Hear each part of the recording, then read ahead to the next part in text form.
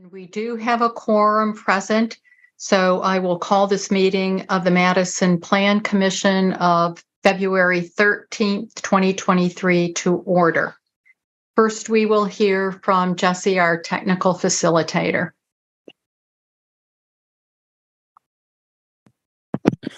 All right, welcome to our virtual Plan Commission meeting. We're going to cover a few basic items before beginning. If you lose your connection at any point during the meeting, you can reconnect by clicking the link or calling the number in your original email. To members and city staff members, if you're able, please activate your video and keep it on for the duration of the meeting. Staff, if you are able, please activate your video when you are speaking. Use the raise hand feature when you'd like to be recognized to speak or ask questions. Staff, click raise hand when you are asked a question. The chair will do their best to call on committee members in the order in which their hands are raised. Lowering your hand will take you out of the queue. Members of the public that have registered to speak, the name you entered in Zoom must match the name you entered in registration. You will remain muted until called upon. The clerk will tell you when your time is up. After speaking, a member of the body may ask you a question. If you need to share documentation with the commission, please send it to the email listed in today's agenda. Chair, the floor is yours. Thank you, Jesse. First is communications, disclosures, and recusals. Members of the body should make any required disclosures or recusals under the city's ethics code. Are there any disclosures or recusals? I don't see any raised hands. Going to public comments. There are no people registered for public comments. Next is, Next is the minutes of the January 23rd regular meeting. Are there any additions and or corrections to the minutes?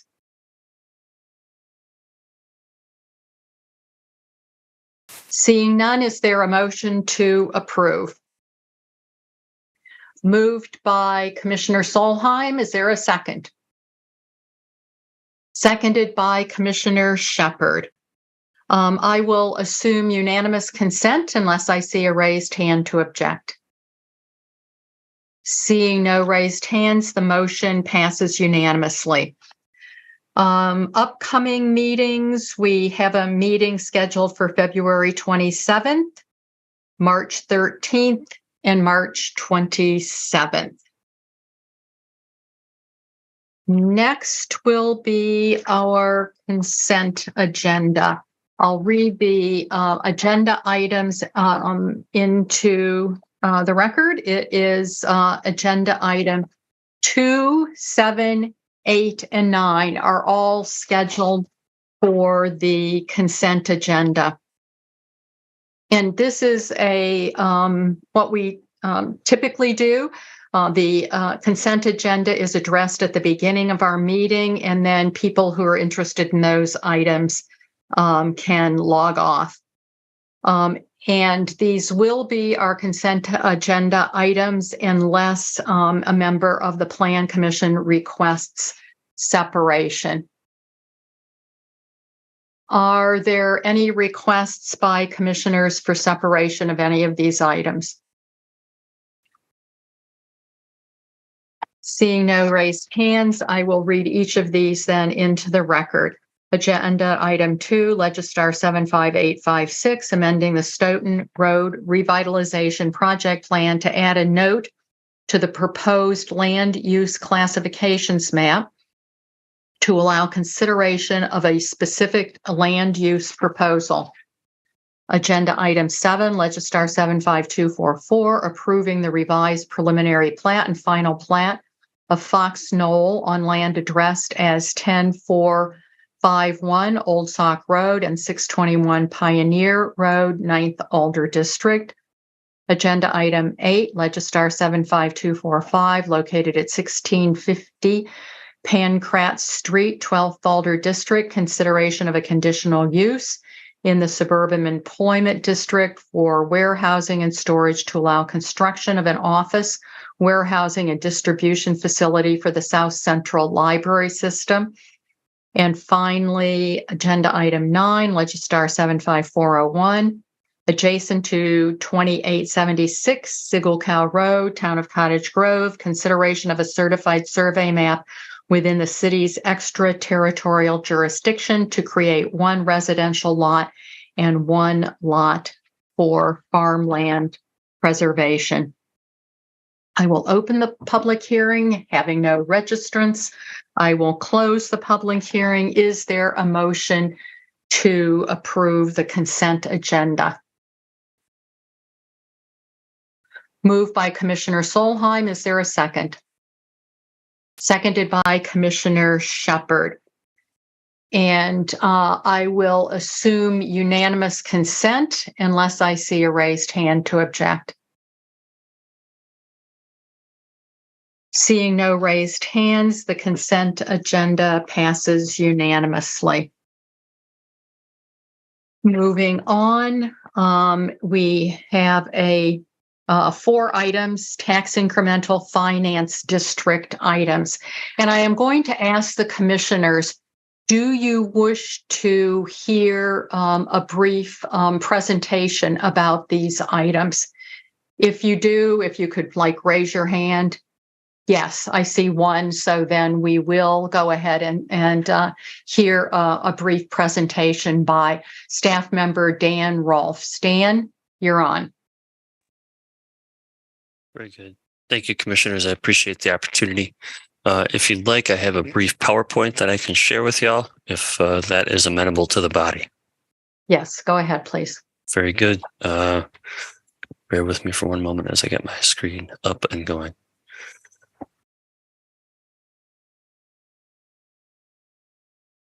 All right, y'all can see my screen? Yes. Very good. Thank you. This is just a quick PowerPoint to cover. This covers primarily TID 51, but it will touch on TIDs 36 and 37 as well, and I will touch on 42 in a moment. So just a quick overview. I want to go through the South Madison Plan, Town of Madison attachment, and an overview of Tax Increment District 51. This is from a 40,000 foot level. We can get into the weeds if you have questions once I'm all set. So to begin with, this should be, I don't think anything is a surprise here. This is the South Madison planning area and the adopted generalized future land use map. This is the beginnings, if you will, of Tax Increment District number 51. This is where we started looking at what investments would be necessary and how could we make this work to actually implement the South Madison Plan. As a part of the South Madison Plan, these were some of the major issues that were identified. Displacement and gentrification was heard over and over again. The need for a community center, the need for quality of childcare, improved bike and ped infrastructure and connectivity, improving access to amenities in the parks, transit service, and others. Some of these things can be addressed by potentially tax increment finance dollars. Some of them, like community centers, cannot. But these are the top issues that showed up in the South Madison Plan and things that we are hoping to at least begin to address as we move forward with that implementation.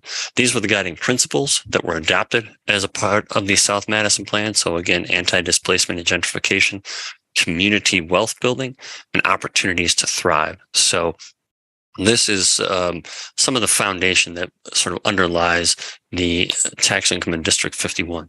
The other thing that took place here, as I think everyone is aware, is the dissolution of the Town of Madison, or the attachment from the Town of Madison. This map, again, is probably familiar to many folks here. Everything in blue, or this light blue, was attached from the Town of Madison, and the majority of it is now within the city of Madison. Following this attachment, we knew there would be a large amount of investment needed in the former town areas and throughout the town and throughout the area of South Madison. So TIF staff have been working on this process and this idea for multiple years now, well before COVID actually happened, which feels like 1,000 years ago, I guess, at some point. But that led us to how do we actually implement the South Madison plan, and where do we go from here? So just to begin with, in blue, you see the proposed tax increment district number 51. It jogs in and out for folks who are looking on at home or folks who are not familiar. This is a blighted area TID, which means that we need to have 50 plus 1%. So 51% of the area must be found to be blighted as defined in state statutes. So that drives a lot of why we had some things in and some things out. Other things that come into play are areas where we have projects or areas that we know we'll see new projects that are generated, that will generate positive tax increments. Those are the things that actually make TIF work. That's where the money comes from that we can then spend with Common Council approval and our overlying taxing jurisdiction partners buy-in as well. You'll additionally see TID 42 up at the top. That's only there for reference purposes, but it is there just to note that we've covered quite a bit of South Park Street and are investing in South Madison already. Additionally, we have an approval of the so-called half-mile rule that we are requesting from the Joint Review Board. This is a map showing the half-mile area outside of the TID. The one note that I would make is that we cannot invest tax increment dollars in areas that are outside our corporate limits. So just a FYI for folks that see that map.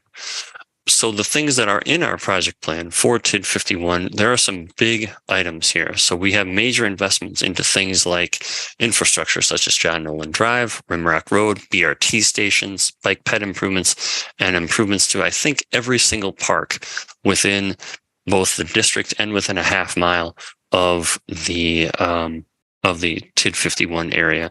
There might be a few that we missed. I don't want to get in trouble if I missed one, but park staff have been working with us quite a bit to identify substantial improvements in all 6 of those parks that are listed here. Additionally, there are substantial investments in land banking, development loans, commercial ownership assistance grant programs, facade grant programs, building improvement grant programs, financial assistance to to owner and rental occupied affordable units, home buy assistance, rental rehab programs, and beyond that. So we are making a substantial investment into South Madison, an area that has been overlooked for many, many, many, many years, decades, quite frankly, and hoping that we can begin to address some long-standing let's say wrongs that have been done to parts of our community. This doesn't undo everything, but it's a step in the right direction. So what does that step look like in dollars and cents? Well, this is the sort of the breakdown of it. $50 million in infrastructure, $7 million in parks, $20 million in economic development, $22 million in community development, $15 million to the CDA, and then some administrative costs. The total dollars invested here in TIF and non-TIF dollars are more than $115 million in South Madison. Of that, TIF accounts for nearly $100 million. How does that work? Well, let's get to that. This is the way that TID 51 is working. So the district itself, so TID 51 will generate, we project, on its own, roughly $34 million. The balance of that, the remaining $65 million, is donated incremental revenue from TIDs 36 and 37. You can see the breakdown here to your right. Excuse me. You can see the breakdown on the bottom right here of how that all works out. These incremental revenues are available now because we are trying to address long-standing inequity in South Madison, and because, I will say this as a member of TIF staff, we have been consistent in the implementation of city TIF policy, looking at things like making sure that we follow our 50% rule, making sure that all of our projects are self-supporting, and that we have strong underwriting policies as we go forward with all of our projects. That is my quick presentation. The only other notes that I would add are that is TID 51 and the bulk of TID 36 and 37. There are 2 other items that I would note. TID 36 also has additional funding for the public market as allocated by the Common Council in their budget this year. And there is a small amount of money allocated to TID 42 to complete the project work at the Village on Park, which included some additional stormwater costs and parking structure construction. That is a very, very quick overview of all 4 of our tax increment districts as proposed. I'm happy to answer any questions you may have. Thank you very much, Dan. Good overview. First, we will hear from registrants, and then we'll go back to questions you might have for Dan.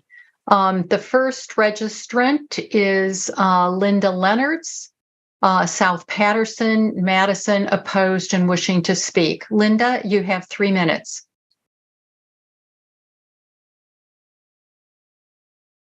Hello. My comment basically has to do with affordable housing in the Isthmus. This amendment with the $50 million donation over 5 years, plus the $11.5 million for the public market, plus debt service over the next 4 years of at least $1.5 to $2 million, uses up the available increment. The 2023 budgeted incremental revenue for TID 36 is approximately $10 million. And so with all those other costs, there isn't going to be funding for anything in TID 36. And one of the things the existing plan for 36 calls for is $2 million in funding for affordable housing. Without having that funding available, it's unlikely there's going to be any affordable housing being supported in the Isthmus. And it's important. There's a great need for it. The neighborhood associations have sent a joint letter regarding the need for it too. And if TID 36 gets to keep the $2 million, it isn't going to have a material effect on the new District 51. 51 has about $27 million in road projects. If that $2 million was deducted from the road projects, it could be funded directly through the streets capital budget, though that would remove the additional budget capacity that's created by putting it into TIF. The 2023 executive budget only called for $3 million in a TID donation for each of the 5 years. And it's curious to me how it got raised to this level because I could not find any tracking of it as a finance amendment or as a council amendment.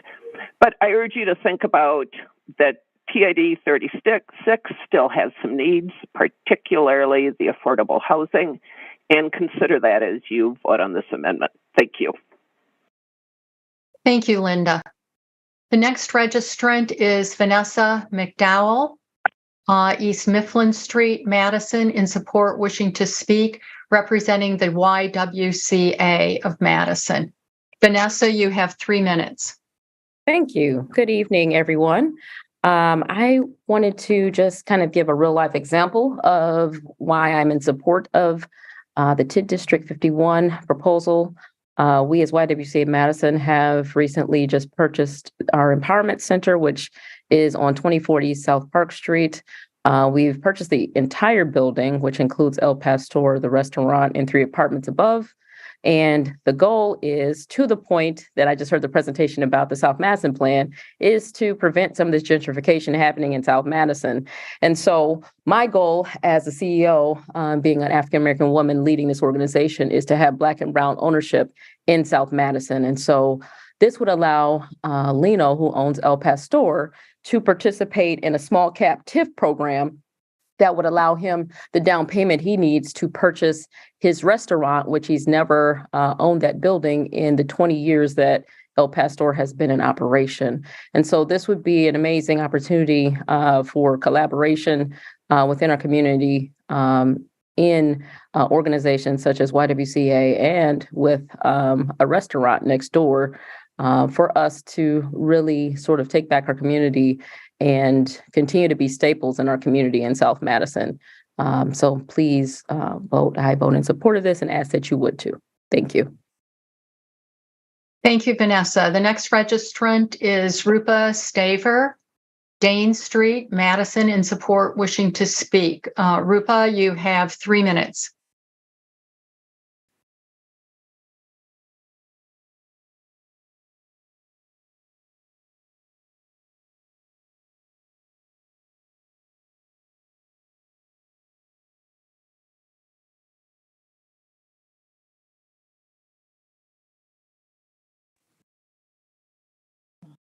Good evening to all. This Plan Commission leader and staff, City of Madison. I'm Rupa Staver from 901 Denny Street, Madison, Wisconsin, 53713. My question is, what is the specifically this meeting about it? And City of Madison rule. My house is on the corner, not much have land, just bought April 25, 2020. I hear about city putting sidewalk and curbing. I want to know how far from my house wall. We are old people, but we have little child one, 9 years old. We seen our house problem in the winter. People driving close to our house. It is scary. We have road on both sides. How we can save? What kind of safety would you help us? And according to your letter, which one I received about government grant to help fix all house, not safe living. Our house is very unsafe because basement flood with big tree surrounding house and basement wall all cracked and broken.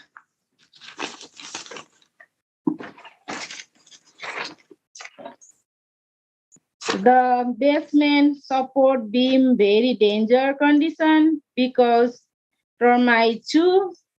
The house is settling, the window are not straight, and house is very cold. Small house, heat bill very high. We are limit on loan. That is the reason we need your help. Thank you. Thank you, Rupa. The next registrant is Tommy Hanna, Maple Grove Drive, Madison, in support and wishing to speak. Tommy, you have 3 minutes. I'm just, I didn't realize I put, was wanting to speak, but I'm in favor of the proposed projects of the TIF districts. Thank you. Thank you. That concludes the registrants. Are there questions of any of the registrants?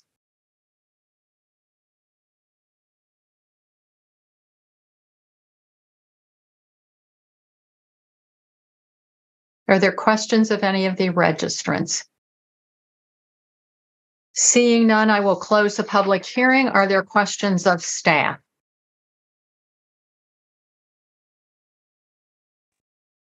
Commissioner Solheim. Thank you. Dan, just a quick question. With the donations from the other TIDs, is there still a plan to extend those TIDs for 1 year to capitalize the Affordable Housing Fund as we have done in the past?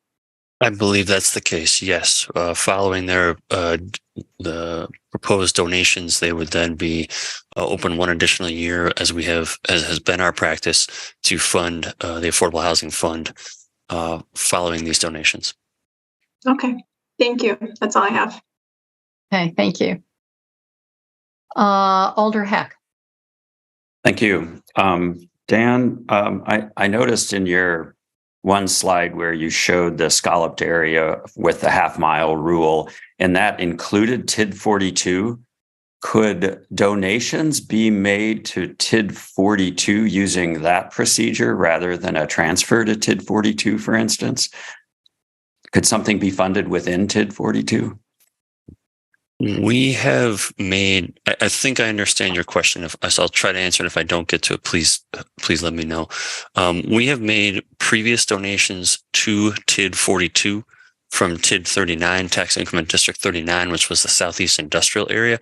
That has been, those funds were used to fund investments in the Village on Park, along with some additional property acquisitions in what will now be TID 51. That said, TID 42 is doing relatively well for the project as far as the financial health of it goes. If there are additional projects that need to be done in 42, they could probably, and I don't have it in front of me. I'd have to go look at our long-term metric of the health of the district itself. The district could probably fund additional things within it within a year or two. But part of that will depend upon just the new the new property values that we see coming up this coming April. Right.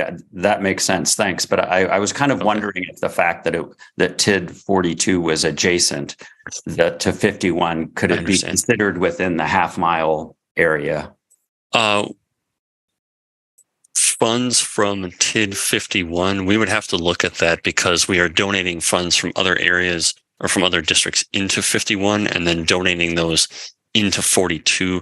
We'd have to do a little bit of, I think my esteemed colleague Tim Parks might call it a bureaucratic two-step to make that work. So it's possible, but I don't know off the top of my head right now. We'd have to look at specifically where's the money coming from and how is it getting there. Okay, that sounds like it's something for the future then if it were to come up. Just one other question. Sure. Can you or one of the Matts maybe just very briefly describe the small cap TIF program in TID 51 that's meant for businesses? Just a few sentences is all I need.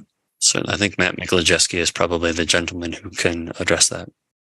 Matt. Thank you, Alder Heck, and good evening, Commissioners. I'm Matt Mikolajewski, the Economic Development Director for the city. The Small Cap TIF program is a program that we've been experimenting with over the past couple of years with the goal of providing funding to, as the name implies, expanding small businesses. So these are businesses typically with fewer than 100 employees, typically with annual revenues that are more typical of small business. And the funding would be available to make either building investments to, make improvements to the physical building, or also in some cases to assist with property acquisition and also in some cases equipment. So it's really to get at, we often think of TIF as being helpful for larger development projects. This is really meant to target small businesses as they're looking to make expansions. Thanks, Matt. And would that be for existing businesses only then, or possibly even for new businesses? It could be either situation. You could have an existing business looking to expand or make improvements to their facility, or you could have a new entrepreneur looking to invest. Thank you. Those are my questions. Thank you. Alder Paulson. Yeah, I just wanted to ask, and perhaps Chair Zellers, you can answer this or pass this off to staff. Specifically, what for responsibilities tonight, what is the request to Plan Commission versus what are maybe policy questions that the council will take up later? So what specifically is the Plan Commission tackling tonight? Well, we would be acting on what was submitted here, which you reviewed on the agenda. Yep. And other than that, we would not be implementing any new policies or anything. And I'm not sure No, I'm probably not asking my question correct. There were a couple of findings that the commission is making tonight, and I wanted to just make sure I understand what the findings are specifically. Like the 50% are blighted. I'm looking at the resolution for creating TID 51. Okay. Right. Okay, And there are some things in there that look like the Plan Commission is making some findings, and there are other things where it looks like the council is going to take that up later. Okay. So Dan, do you want to comment on that? Certainly. Thank you for the question, Elder. The specifics regarding the actual project plan itself as it relates to the Plan Commission looks at three separate things. That number one, that not less than 50% of the area within the district is blighted within the meaning of state statutes. We can talk about that if you'd like. Number two, that the improvement is likely to enhance the value of a substantial portion of the real property in the district, and that the aggregate value of equalized taxable value in the district does not exceed 12% of the city's EAV, which we do not, and that the TID meets the basic requirements as outlined in TIF policy and conforms, most importantly, conforms to the comprehensive plan for the city of Madison. That is statutorily what the Plan Commission reviews. As far as the other items that are there, the Common Council has other responsibilities to make finding and adopt that are later on in the resolution. Does that address your question, Alder? That does actually. Yes. Thank you very much. Okay. Very good. Thank you. Very good. Thank you. Alder Paulson, did you have any other questions? I did not. Thank you. Okay. Thank you. Alder Heck. Thanks for agreeing to let me speak a second time. I just wanted to make sure that someone, staff-wise, had the capacity to follow up with Rosa Staver, perhaps point her to her alder or the correct city resources. I'd be happy to help with that. So if any staff members willing to do that, I'm willing to help. Dan, go ahead. Certainly. I've followed up with Ms. Staver several times with information regarding Project Home. That funding will be available there to address some of the, or potentially address some of the concerns that she stated in her comments, as well as in emails to staff regarding assistance to make improvements to her home and renovations that were discussed there as well. Excellent. That's good to hear. Thank you. And thanks for raising that, Alder Heck. Are there other questions of staff?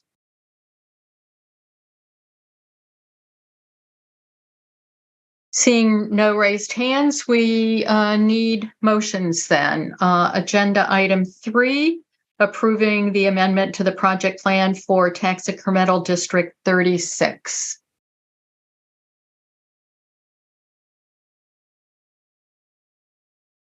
Commissioner Solheim. I move that the Plan Commission recommends to Council the approval of the amendment to the project plan for TID 36. Is there a second? Seconded by Commissioner Shepard. Commissioner Solheim, did you wish to speak to your motion? No, thank you. Okay. Are there any comments, discussion in regard to this motion? Seeing no raised hands, we'll come to a vote, and I will assume unanimous consent unless I see a raised hand to object. Seeing no raised hands, the motion passes unanimously. And now agenda item 4, approving the amendment to the project plan for Tax Incremental District 37. Is there a motion?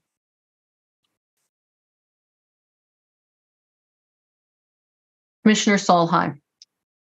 I move that the Plan Commission recommends to Council the approval of the amendment to the project plan for TID 34. Is there a second? Seconded by Commissioner Shepard. Any discussion of this item? Dan, did you have something you wanted to say? Merely clarifying, is it TID 34 or was TID 37? I believe I heard TID 34. All right, TID 37. Sorry. Thanks. I typed it wrong. Okay. No, thank you. Thank you, Dan, for catching that. Okay. So we have a motion on TID 37. Any discussion? Seeing no raised hands, we'll come to a vote, and I will assume unanimous consent unless I see a raised hand to object. Seeing no raised hands, the motion passes unanimously. Agenda item 5, TID 42. Is there a motion? Commissioner Solheim. I move that the Plan Commission recommends to Council the approval of the amendment to the project plan for TID 42. Is there a second? Seconded by Commissioner Shepard. Any discussion? Seeing no raised hands, we'll come to a vote, and I will assume unanimous consent unless I see a raised hand to object. Seeing no raised hands, motion passes unanimously. Agenda item 6, TID 51. Is there a motion?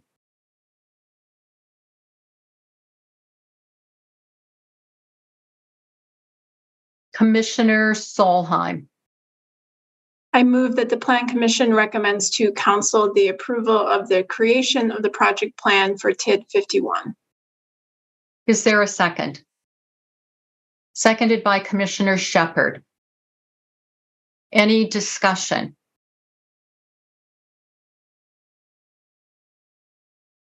Seeing no raised hands, we'll come to a vote. I will assume unanimous consent unless I see a raised hand to object.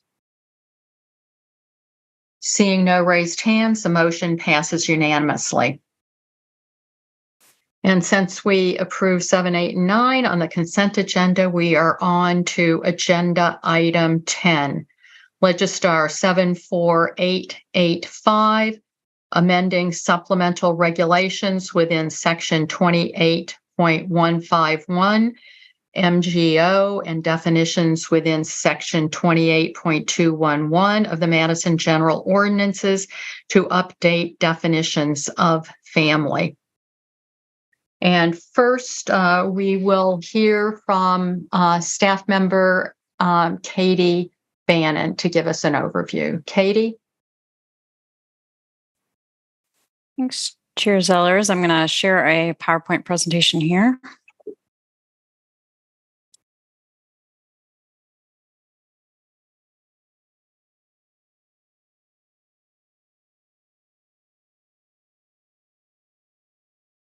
Okay. Hopefully you're seeing that here. Yes. Great. Thank you. So today, 3 unrelated renters cannot live in 1/3 of our land area. The family definition revision is a proposal to increase housing choices by having equal standards for renters and homeowners regarding the maximum number of residents allowed to live in a housing unit. So here's what I'll cover in my presentation today. First, what is the family definition? Next, why change the family definition? What is being proposed? Why are these numbers proposed? And then I'll address some frequently asked questions. So, some of this is a little bit similar to what we discussed at our work session last September. And then, of course, after I cover those frequently asked questions, staff will be here to answer any additional questions that haven't been addressed. So what is the family definition? The family definition is part of our zoning code. It restricts the number of people who can live together in an apartment or a house in Madison based on zoning district, whether they're renters or homeowners, and whether they're all related to one another. Today, if a housing unit is renter occupied in lower density districts, these are districts with mainly single family houses or 1 to 3 family dwelling units. In those districts, a maximum of 2 unrelated individuals is allowed, or 2 roommates essentially. If a housing unit is owner occupied in these districts, then a maximum of 5 unrelated individuals are allowed, or 5 roommates. All other districts, these are kind of in that right-hand column here. These are more districts that allow slightly higher densities, multifamily, or mixed use.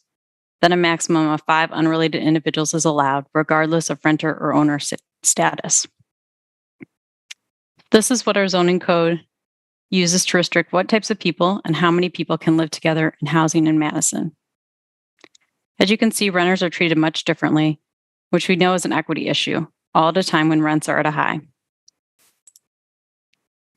Here's a map that shows the areas where we restrict occupancy differently for renters. There are 3 main reasons that a change is being proposed. One is to improve equity, to increase housing choice and access, and lastly, because the current practice has negative impacts. Something we've been doing at the city is examining the work we do from an equity and racial justice lens. When we looked at zoning, this is something that stood out as an equity concern. A red flag here for us was that we were regulating people rather than uses.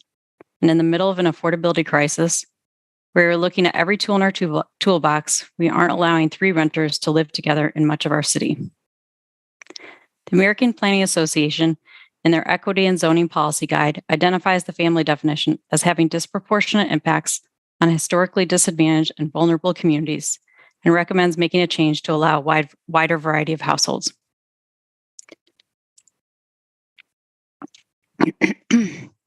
We know that people of color in Madison are disproportionately renters and disproportionately lower income. Black households in Madison represent 6.6% of the city's total households, yet only 1.9% of all homeowners in Madison identify as Black. This is from the 2022 Housing Snapshot for Madison. The chart on this slide comes from a recent Wisconsin Policy Forum report and uses census data. Here we can see 52.7% of white households are homeowners in Madison, while 30% of Latinx households are homeowners, and 15.3% of Black households are homeowners, a significant difference. And yet our zoning code particularly limits housing choices for renters. This chart is from the city's 2022 Housing Snapshot. Among households in Madison, the median Black household is the only demographic by race or ethnicity unable to afford the median rent in the city. This ties into economic segregation of geographic opportunity, significantly limiting affordable housing access to certain areas of the city. So we know there's a racial component to the impacts of this law. Whether a renter or buyer, there are housing affordability issues in Madison, but renters are more likely to be low income. And renters are more likely to be cost burdened than homeowners. Renters are more likely to need to share housing costs by having roommates. The next reason to make a change is to increase housing choice and access. To give you an idea of why the family definition has an impact on housing choice, going back to that map I showed earlier, today over 1/3 of land area in Madison is zoned to prohibit more than 2 unrelated renters from living together. In these same areas, owner-occupied housing units can house up to 5 unrelated individuals. As I mentioned, these zoning districts are primarily lower density districts with single-family houses. This map doesn't even include the planned development districts within Madison that are primarily single-family zoning districts and often have the same restrictions. So a change here would make a big impact on housing access, because today for a group of 3 renter roommates, 1/3 of the city is not even available for them to choose to live in. Large 3 and 4 bedroom houses commonly built today are often limited to 2 unrelated adults if they rent. And many households today are not the traditional family that our zoning code continues to prioritize and benefit. Many of these areas are walkable to employment opportunities. The family definition restricting occupancy negatively affects all types of renters, including college students, young adults, and retirees. The next reason to make a change is because, in our experience, enforcing the law as it stands today has negative impacts. We receive about 20 complaints each year. While there's some concentration near UW's campus, there are complaints throughout the city. From 2012 to present, 204 cases were inspected. 70 cases were east of the Capitol, or 34%. 134 cases were west of the Capitol, or 66%.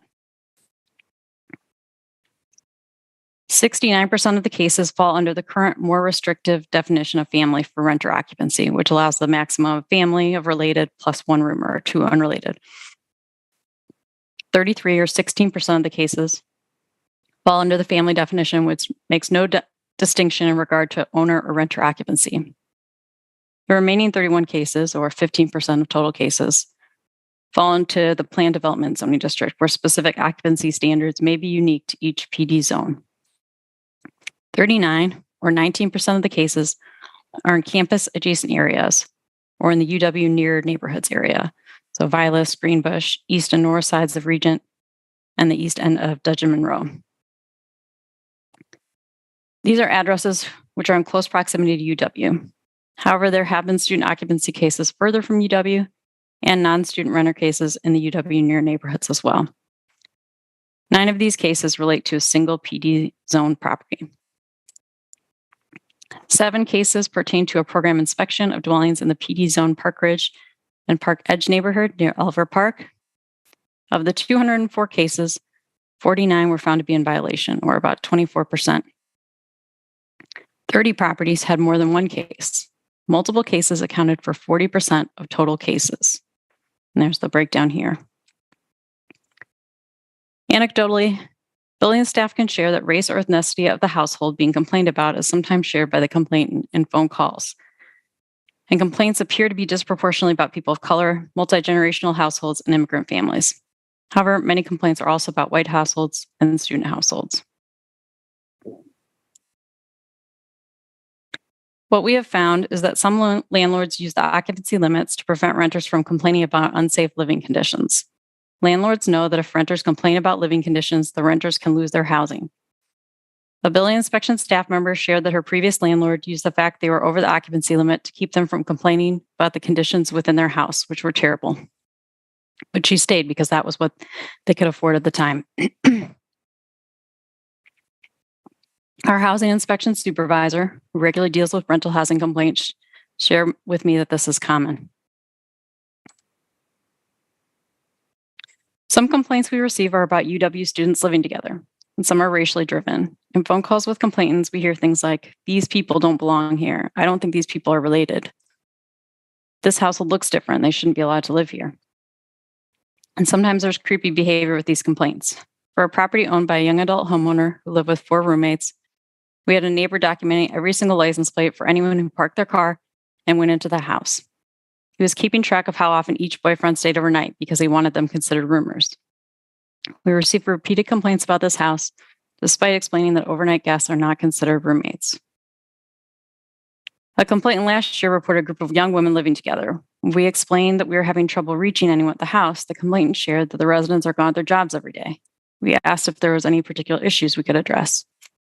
He said no, their behavior was fine, the property was kept up. He was just worried that student renters would come into the neighborhood if these residents were allowed to stay. In another case, we received repeated complaints about a couple and their 2 children who moved to Madison to start a church. The neighbor complained about occupancy, claiming too many people live there. The household was hosting people at their house for dinner and evening Bible studies. The neighbor kept complaining to us repeatedly and then contacted their landlord to try to get them evicted. Dependents are counted in our maximum occupancy limits. If not everyone was related, this can pose a problem. We received a complaint about over-occupancy in an apartment. The apartment was occupied by a mother, her daughter, her daughter's fiance, and her fiance's kid. We determined that they were allowed to continue to live together because they were in a district that allowed 5 unrelated adults or a group of related people plus 4. If they'd been living in a single family district until the daughter and fiance got married, the fiance and his child couldn't have both lived there. We received a complaint about a 4-bedroom, 2-bathroom, single family house. Our inspector spoke with 2 unrelated renters who shared that 4 people were living in the house with only 2 officially on the lease. The residents shared they couldn't afford anything else in town. The official notice was sent in November, and the house was vacant by January. The case was closed as in compliance. Doubling up is a strategy that some people experiencing homelessness use to avoid staying in shelters. We received a complaint in a multifamily zoning district with a limit of 5 unrelated or a related family plus 4. Our inspector spoke to a woman living there. She explained that she and her mother were on the lease, but her fiance, her 2 kids, and her 2 friends also lived there, although the 2 friends were just staying there temporarily because they were experiencing homelessness. Because she and her mother and kids were all related, and they had 3 additional unrelated people, they were in compliance with the zoning code in that district. We received complaints about families of related people as well, particularly multi-generational families. And investigating some of these complaints can alarm residents, even if it's determined there's no violation. We received a complaint about a family with a few children, including teenagers, the children's mother, and the children's grandmother. The neighbor complained about occupancy and too many cars. The return call we received from the mother was frantic because she was desperate to not lose their housing. Our inspector apologized for the inconvenience and informed her there was no violation. Enforcement relies on people trusting us and answering questions honestly, even though we know their honesty may cost them their housing. We rely on people not having the knowledge, power, or resources to contest our orders. Current practice forces people to lose their homes not because it's unsafe or because it's not zoned to allow housing, because their household doesn't conform to an outdated ideal. Enforcement feels counter to the mission and values that the city and its employees are committed to.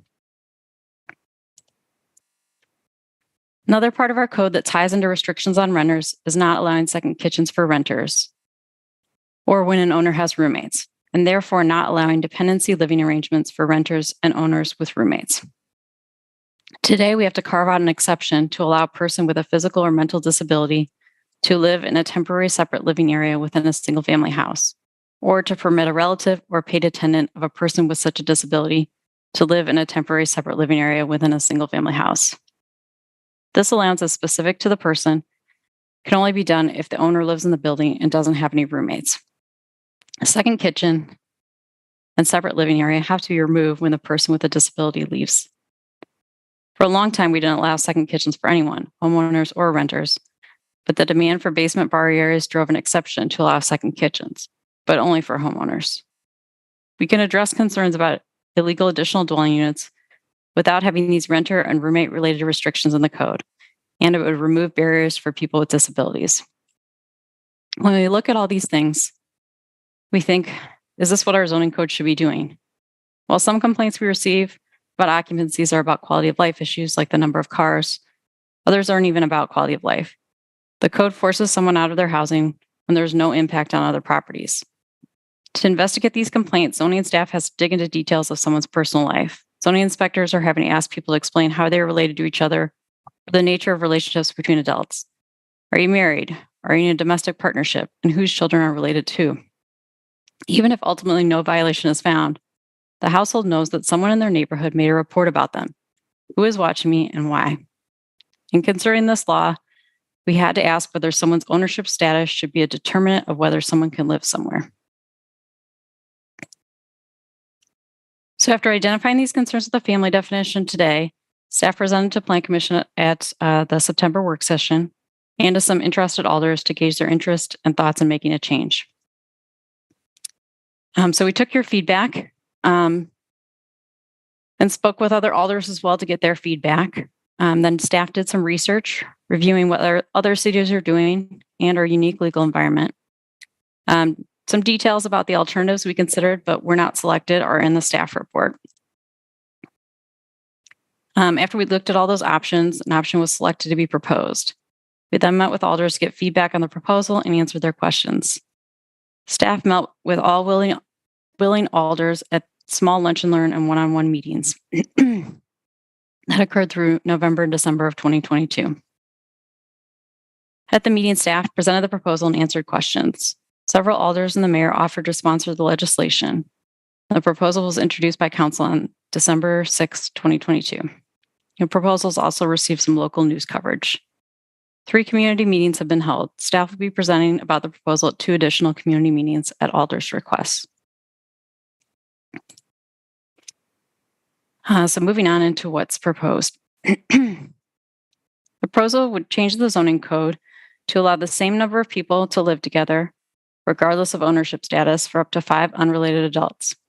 It would remove the limit on the number of children dependents, while still keeping the safety-related limit if that becomes a concern in a household with children.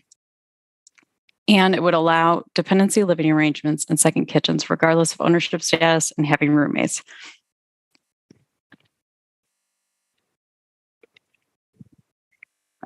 Some effects of the change are that it will allow 2 couples with children to live together as one household. It will allow 3 to 5 people to rent together. And it allows renters with disabilities to have a live-in attendant or relative with their own living space. So going back to that simplified chart in the beginning, this is what the simplified chart would look like for the proposal. So functionally, this means we could have up to 5 unrelated adults in a housing unit, whether a single family house or an apartment. So why are these numbers proposed? The proposal will enable multi-generational households to still live together with no limit on the number of related family members other than the safety limit.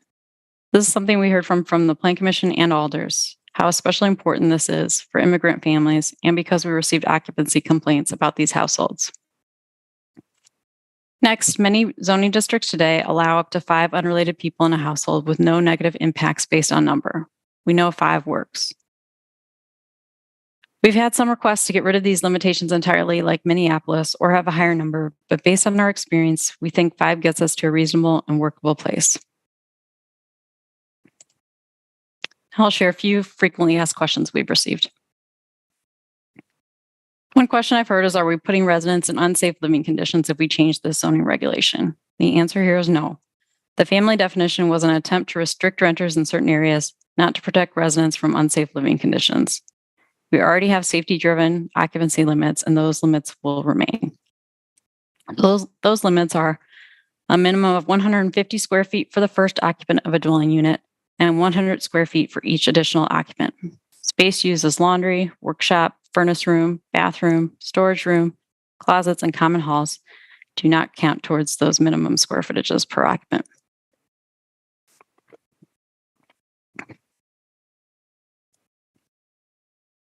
Another question we've received is, will many owner-occupied houses become rentals? The purpose and intent of the family definition occupancy limits was probably partially to reserve single-family houses for homeowners, so they did not have to compete with renters for housing, and was probably successful at doing so on some level. We have information on the family definition webpage about the number of housing units approved and built. However, we know we still need more housing of all types. College student-oriented single-family houses and multifamily. This change on its own doesn't increase the number of housing units available. It's about housing choice, not additional housing units. However, generally, we do not think we will see a mass influx of owner-occupied houses become renter-occupied, although we may see some houses become rentals or stay rentals as a result of being able to rent to more people. There are a couple of reasons we don't think we'll see a large influx of out-of-state investors. Nationally, single-family house rentals are usually small-scale operations, and we find this to be true in Madison as well. We don't compete well nationally for these large-scale investors. Upper Midwest is not attractive in general. The larger investment groups buy in communities with inexpensive houses, or places like the Southwest and Florida where property taxes are low and property maintenance costs are also low. Property taxes and property maintenance costs are high in Madison. Large-scale investors also often buy many properties within the same subdivision for efficiency in property maintenance and management. We don't have large, relatively inexpensive single-family subdivisions like some other communities. Doing scattered site single-family rental is generally inefficient for property maintenance and property management. To determine if a house could be a good rental investment, a lot of assumptions have to be made about rents that could be charged, the existing floor plan accommodating a certain number of occupants without construction or interior remodeling, and typical property maintenance costs. In doing some basic analysis, we think some houses could work as rentals. Rents could cover the cost of mortgage and taxes on some lower cost houses with some profit potentially, but there's not much left for maintenance. The housing market is very complex, and there are many things outside of local control, such as interest rates and construction costs. It simply does not seem possible to predict with any certainty the number of houses in a neighborhood that will be renter-occupied versus owner-occupied in the future, period, and more specifically, the split as a result of the proposed change. There also seems here to be a value judgment in how many houses can be occupied by renters before it's considered too many. Are some households more desirable as city residents than other households? DPCED Director Matt Wachter is in attendance tonight. Maybe able to answer some additional questions related to various rental scenarios and our general housing market. Another question we've received is, will this cause more property maintenance issues or other issues? Property maintenance problems are not limited to renter-occupied housing. In fact, in our experience, owner-occupied properties are more likely than renter-occupied to have severe problems with inoperable vehicles, junk, trash, and debris, and hoarding. Owner-occupant housing is often our most difficult properties to address because there's no one to hold responsible other than the owner. If the owner is not responsible, we're eventually heading down the path to court, which is a more time-consuming process. And property maintenance issues aren't typically based on the number of residents living in a house. One of our worst ongoing enforcement cases today involves a single occupant in a single-family house. If there are concerns about property maintenance, we will want to address them on a comprehensive citywide basis. Many areas of housing in the city currently allow up to 5 unrelated adults, and residents of those areas should not be left to live in poorly maintained areas. A tool the city has for dealing with problem properties is our chronic nuisance premises ordinance. This is used for a few properties every year. The nuisance activities listed in the ordinance are generally associated with quality of life issues. So examples of nuisance activities include harassment, disorderly conduct, battery, indecent exposure, damage to property, disturbing the peace, discharge of a firearm. The list kind of goes on and on. But it also includes violations of the minimum housing code, There are quite a few different behavioral issues or other issues with a property that can lead to being able to use the chronic nuisance tool. The first step to using it is typically a meeting between the property owner, police, the attorney's office, and others. Many times that meeting is all that's needed to turn around a property. If the meeting isn't sufficient, the ordinance can be used to pursue a case in court. We asked Assistant City Attorney Jennifer Zilvey if the nuisance ordinance works or if she sees a need for changes. She shared that the tool is effective and that she didn't see a need for changes to the law. We've been asked about an overlay around UW. We didn't pursue this because our perception is that the intent was to orient it around student areas, which could be a concern with our Equal Opportunities Ordinance, which prohibits discrimination based on student status and also age. A big concern we've heard about student impacts is loud parties. We spoke with Midtown MPD Lieutenant of Patrol, Lieutenant Esser, to learn about how the noise ordinance works and whether they think some changes could be made here. He shared that they don't see a need to change the noise ordinance that provides an appropriate amount of discretion for officers in dealing with noise. MPD's approach to enforcement reminded me of building inspection's approach to enforcement. The first goal is compliance, and then if repeated problem properties are identified at the district level, then the approach changes to be more punitive by issuing citations.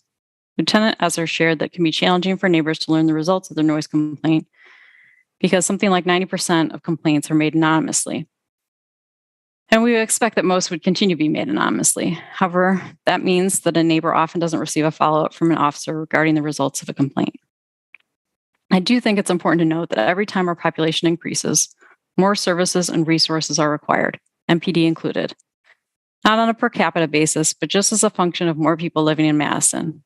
Every time a new housing development is approved, there is a corresponding increase in the need for services to serve those residents. Lieutenant Esser is attending the meeting today and is available for follow-up questions as needed. Another question we've heard is, what are other communities doing? The family definition is used in various communities throughout the country. It tends to be more of a college town thing, where students make up a higher percentage of residents. It's less common for larger cities that include universities. What makes us different is that other communities generally allow more than 2 unrelated occupants, and they don't restrict numbers based on renter versus homeowner occupancy. 3 tends to be the bare minimum that cities allow. Minneapolis got rid of their zoning-based standard completely in 2021 and now only uses a safety-paced occupancy limit. New Brunswick, New Jersey, where Rutgers is located, also does not have a family-related occupancy restriction. Iowa communities' restrictions were preempted by state law in 2018. Local communities there are not allowed to define families this way. The most restrictive we found of the Big Ten communities were East Lansing, where Michigan State is located, and State College, where Penn State is located, due to them having restrictive student renter housing overlays and restrictions. In State College, there's a dispersion requirement for student housing, which requires a permit and the rental size to be a certain minimum size. East Lansing has 20 different residential rental restriction overlay districts where no new rental housing is permitted. Overall, though, there's a growing recognition by cities of the negative impacts of these family definition restrictions. Households have changed quite a bit since most communities put these restrictions in place. As I mentioned previously, at the end of 2022, the American Planning Association included recommendations for family definition changes in the equity and zoning report they released. The family definition also often comes up in other communities and states in their fair housing reports. It's mentioned as an obstacle to housing access. Another question we received is, how is this going to solve the housing affordability problem? On its own, this change will increase housing access, but it does not add additional housing units. It's just one tool in the toolbox. This change is part of a package of initiatives. Some other things we're doing or have done are regulating short-term rentals, so our housing stock is used for resident housing instead of tourist accommodations. Changing the threshold for the number of housing units so that fewer multifamily developments need permission from the Plan Commission before being built. Increasing funding for affordable housing. Prioritizing funding affordable housing in locations with excellent transit access to decrease household transportation costs. Creating a transit-oriented development overlay district, which allows more stories as a permitted use and requires transit-supportive site and building design.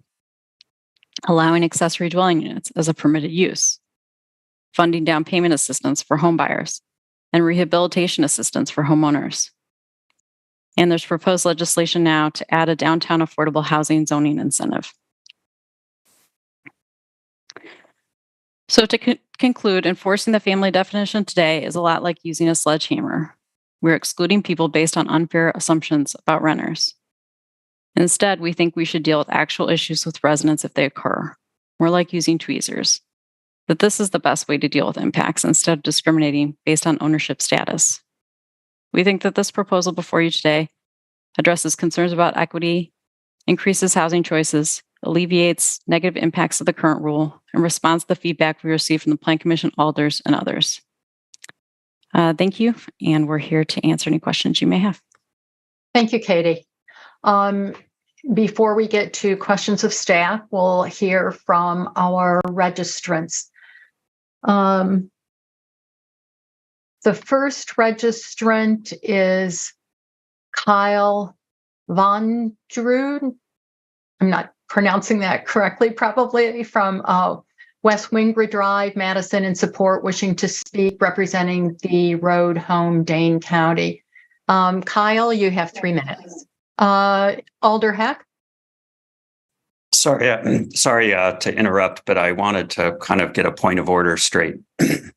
In the chance that this item were to be referred to the Plan Commission meeting in 2 weeks, it would not need to go back to council for a referral. So it's possible that the public hearing could still be open. Yes, we would. So I want to make sure the public understands, if they speak tonight, would they have a chance to speak in 2 weeks if there were to be a successful motion to do that? Thank you, Alder. We would likely recess the public hearing, which would mean that people who speak tonight would not be able to speak to whenever, whether it's 2 weeks, 4 weeks, whatever, that it's referred. We would, if there is a substantial change to the proposal, then allow for people to speak, even if they had spoken. But if they speak tonight, this is their opportunity to speak, assuming we then go ahead and recess the public hearing and refer it to another meeting. Does that gets to it? Okay. Thank you. Thank you for raising that. Kyle, you have 3 minutes. Thank you. Hello, commissioners. My name is Kyle Von Ruden. I'm a renter in the Emerson East neighborhood, and I work in community engagement and advocacy for a local nonprofit that specializes in providing housing programs for families experiencing homelessness. I'm speaking today to encourage you all to take a stand for fairness, inclusivity, and social justice by supporting agenda item number 10, the family redefinition proposal. I want to use my remarks this evening just to highlight an element of this debate that few others seem to be considering. Given the nature of our work at this nonprofit, every single day, my colleagues and I operate on the front lines of our city's affordable housing crisis. That means we grapple with housing discrimination in its numerous ugly forms. Owing to the complexity of the local housing market and the patchwork of public support programs available to the vulnerable families we serve, such discrimination is almost impossible to prove and is yet harder still to redress. So you can imagine how disheartening it must feel to see a blatantly discriminatory zoning policy staring us in the face from the city's ordinance books, only to hear so many of our fellow Madisonians collectively shrug their shoulders. I've attended the public information sessions on this proposal, and I've read every public comment about it submitted to this commission. So often the opponents of the proposal have demanded, quote unquote, more data and more modeling to facilitate what sounds to me like a cost-benefit analysis on the merits of perpetuating injustice. Commissioners, I'd like to point your attention to the very real, hard, concrete data that the planning staff have already offered, like we just heard, namely the fact that as many as 150 residents of our city have been displaced from their housing over the past 10 years due to the family definition policy. all in the name of a decades-old zoning code that was specifically designed to exclude households who don't conform to a Eurocentric classist notion of what it means to be a family. Every last eviction that takes place in our community is a travesty, regardless of the circumstances. But an eviction that happens only because of an outdated, arbitrary double standard between owner and renter is a moral abomination.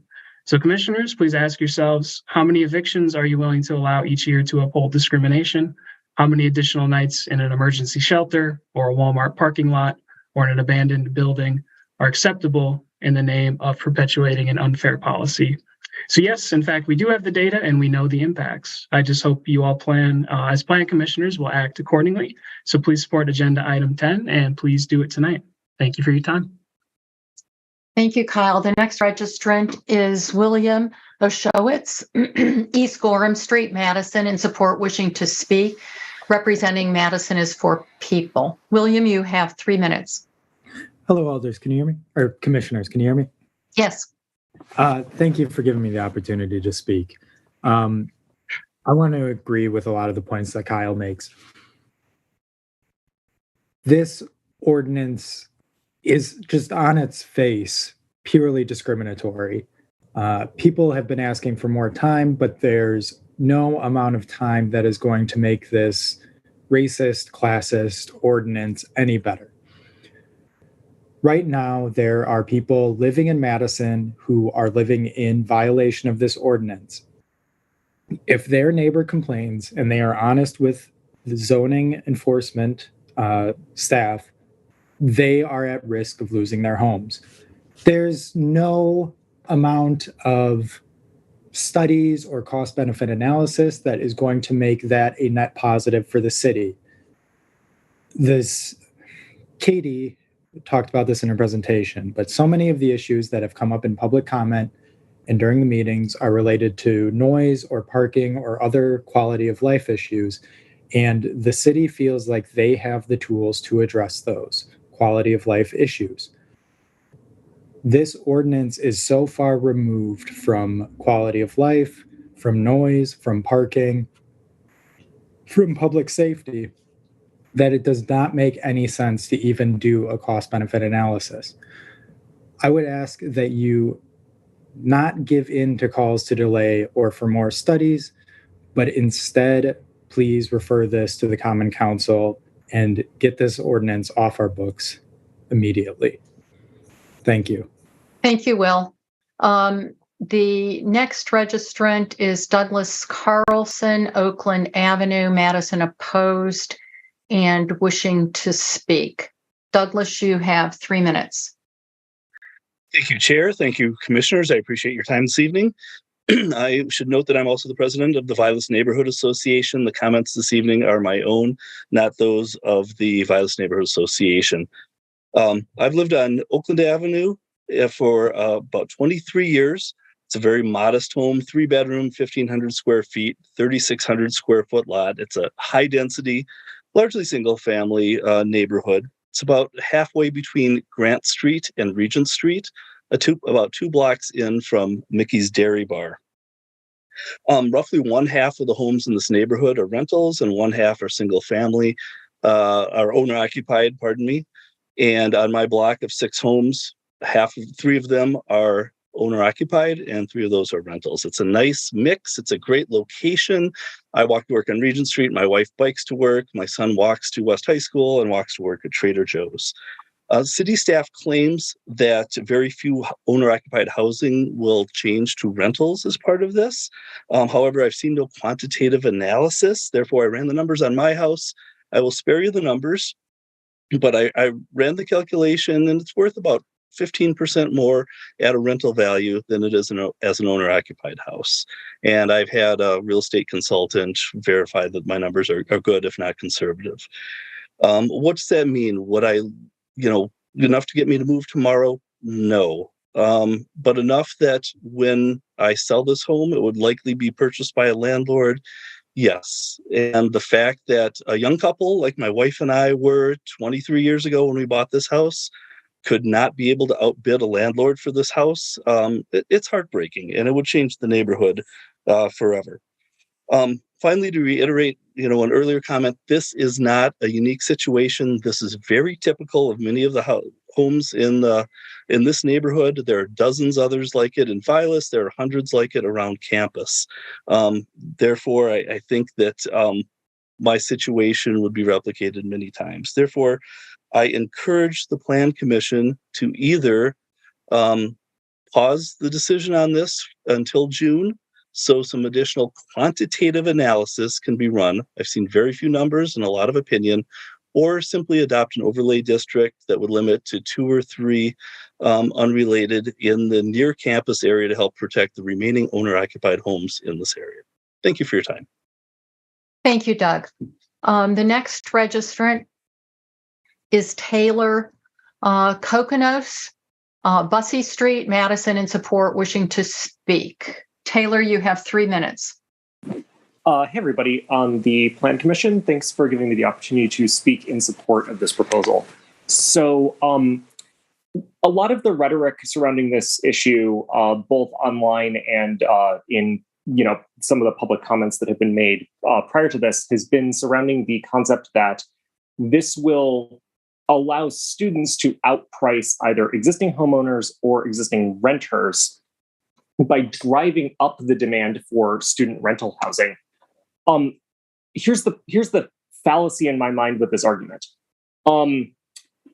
There's a fixed number of UW students who are interested in renting like non-university provided housing. This increase in density per unit would drive down the overall number of units occupied by students, not drive it up. So this notion that like, oh, if I can band together with, 5 of my buddies, we can, I'm not a student, but, a student in this rhetorical, example, could band together with 5 of my buddies and we could outprice a family of 2 and their kids from renting a house because we could, have this additional, spending power or what have you, seems, I guess, out of touch with reality in that, like, ultimately student housing is often price motivated more than anything else. So being able to split a 5-bedroom house 5 ways in a way that is not currently legal, but is done anyway, just gives, as staff pointed out, like actual reasonable protections to these students who are probably either 1, renting illegally anyway, or 2, unable to do so either above board or at all.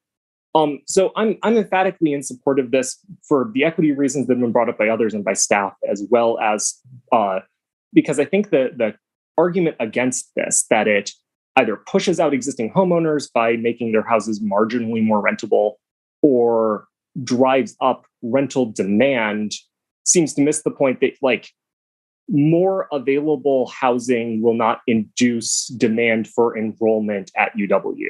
So there's only so many students to house anyway. That's the crux of my point. I appreciate you giving me the opportunity to speak. Thank you. Thank you, Taylor. The next registrant is Eric Hamilton, Rutledge Street, in support, wishing to speak. Eric, you have 3 minutes. Thank you. Thanks for the opportunity to speak. My name is Eric Hamilton, and I live in District 6, and I own a home in one of the areas that would be affected by changing this ordinance. And to be clear, I support changing this ordinance. I encourage you to amend this discriminatory ordinance that criminalizes mundane living arrangements. After hearing Katie's presentation, I honestly have little to add about the benefits of this common sense change. We've heard how it discriminates against renters, students, and unmarried people. Indeed, this ordinance violates other city ordinances that outlaw discrimination based on marital status or student status. Which brings me to the arguments against amending this ordinance, namely that students would combine their economic power to push out homeowners near campus. First of all, I believe these living arrangements are already very common near campus. I would suspect that most student-occupied houses are likely in violation. Formally recognizing that these living arrangements are normal seems unlikely to lead to significant changes, given how common these kinds of rentals probably are. Second of all, proposals to specifically target students for discrimination going forward, saying that we should update this ordinance but exclude students. Well, first of all, they go against the ordinance I mentioned earlier that outlaws that kind of discrimination. But beyond that, I think we should all instinctively recoil at the notion deciding that we're okay discriminating against students. That's not the kind of city I want to live in. We have other ordinances that can combat nuisance properties.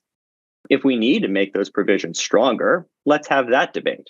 But let's not keep a wrong-headed and discriminatory ordinance on the books. I also want to point out that public engagement with the city process is usually not representative.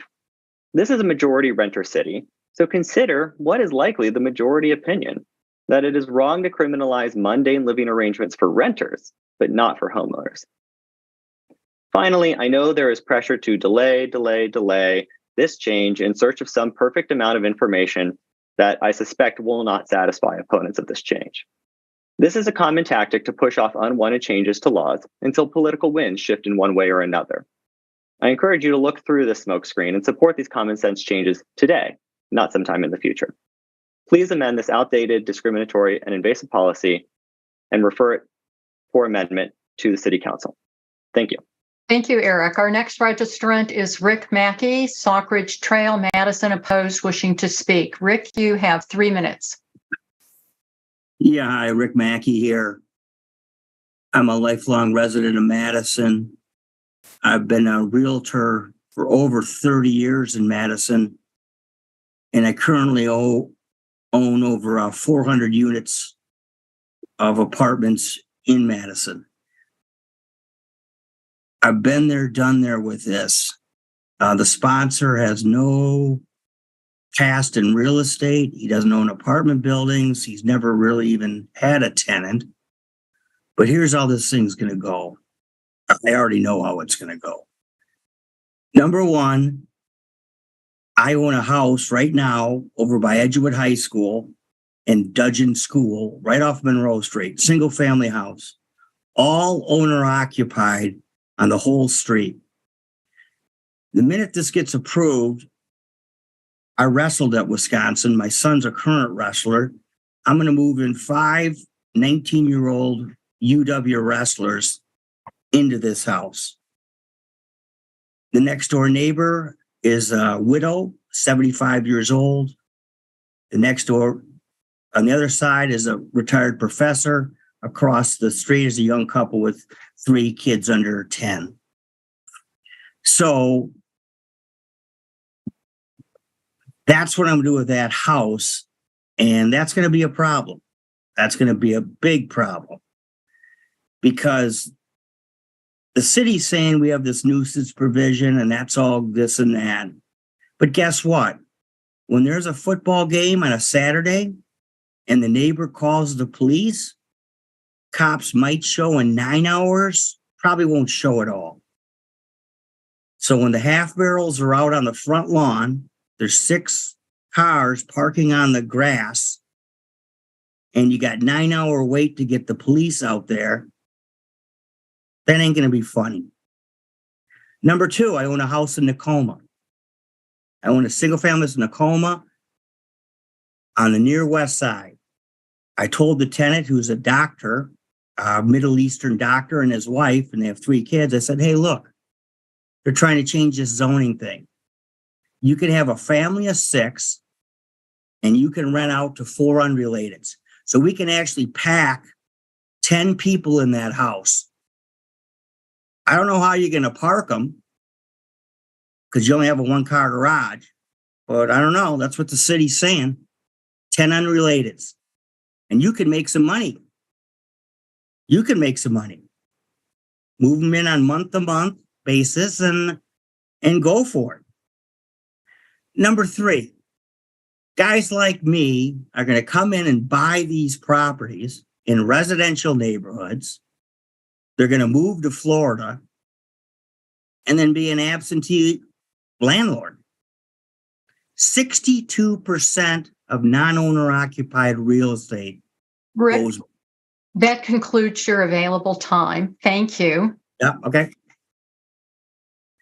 The next registrant is Sean Shea, Woodrow Street, Madison, neither support nor opposed, and wishing to speak, representing the Dudgeon Monroe Neighborhood Association. Sean, you have 3 minutes. Okay, can you hear me? Yes. The Dudgeon Monroe Neighborhood Association supports the city's goals of improving housing equity and choice, To ensure the proposed new legislation achieves these goals, we request that city staff first evaluate data on the potential negative impacts of this ordinance change. The current proposed zoning modifications apply a one-size-fits-all occupancy option for both tenant and homeowner households citywide. This is concerning for neighborhoods that already face significant pressure from conversions of owner-occupied homes to rentals. We support an overlay district covering the eastern portion of DM&A for those areas with the most pressure on owner-occupied homes, which would limit occupancy to 3 unrelated adults and their dependents, similar to what Greenbush, Vilas, and Regent are proposing. We also support switching to a functional family definition, which would treat non-traditional families more fairly and keep neighborhoods more affordable for families of all types. Thank you. Thank you, Sean. The next registrant is Shiva Bidar, Kendall Avenue, Madison, neither support nor opposed and wishing to speak. Shiva, you have 3 minutes. Thank you so much. And first and foremost, thank you, Plan Commissioners, for your service to our city. I'm Shiva Bidar. I live at 2704 Kendall Avenue. I also serve as the current president of the Region Neighborhood Association, but my comments are my own and not representing the Region Neighborhood Association. So first, I want to say that I have absolutely nothing but support for a change in the language of the ordinance, and certainly fully support the comments made by Cal around every single eviction in our city is wrong. I work daily also in trying to provide housing in a city where we all know housing affordability is a crisis to many immigrant families, and certainly understand the situations with people doubling up because that's what they need to do so that they're not sleeping literally on our streets. That said, that is why I'm concerned actually by some of the potential unintended impacts of this particular proposal. I do fully believe that this proposal may unintentionally create actually less housing affordability in parts of the city that should have the most housing affordability, because on the near west side, as you know, having just recently passed the Todd overlay, are very well situated in being able to provide that kind of affordability that also gets people close to transportation and employment. And my concern comes from the reality of living on the ground. All of you can Google right now, 2405 Regent Street, right next to where I live. It's a 3-bedroom house being rented at $2,700 per month. That is certainly valued in the assessor's value as $311,000. I can tell you that any house in this district could be then subject to this kind of change in making them rental properties and making them much more of an investment property for people. The reason that some of us here and speaking is actually because we care about the city and we care about affordability. If we didn't care, we could actually go along and make sure that we are actually renting our houses and making money and moving somewhere else where we can buy another property now that we would have an investment property within the city of Madison. I'm here speaking because I really truly want us to be true to wanting to create affordability, to changing the family definition. I honestly have absolutely no issues with no relationship among people that live with each other in whatever relationship they want to have in a household. But I really do care about the affordability and the price points that will make the city even less affordable for people in places in the city where we want, again, to drive affordability because we are really close to employment and transportation. So I will ask for you, I realize that staff has provided some data, but also has provided a lot of what I would call quantitative data. I'm providing you quantitative data. Sorry. That concludes your available time. Thank you so much. I'm sorry for taking too much of your time. Thank you. Thank you. The next registrant is Nicholas Davies. Richard Street, Madison, in support, wishing to speak. Nicholas, you have 3 minutes.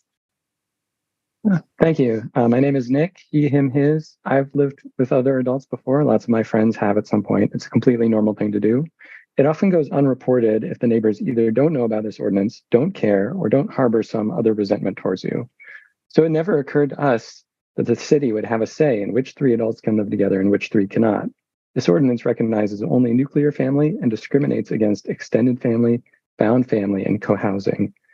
People choose to live together for a variety of reasons, and those reasons are none of the city's business.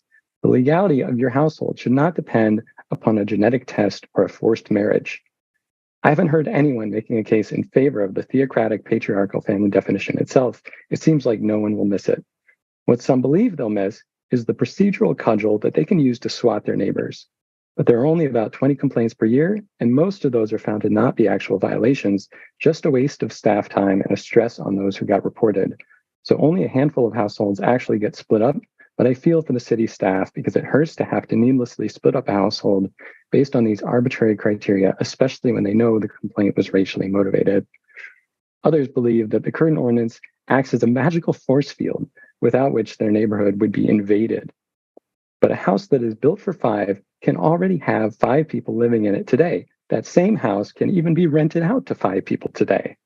This ordinance simply discriminates between one group of tenants and another.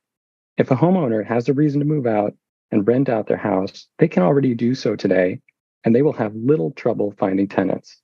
Repealing this ordinance will change nothing about their decision to do so or not. This is absolutely an equity issue, though, and not just because the enforcement mechanism has been wielded by the privileged and with prejudice.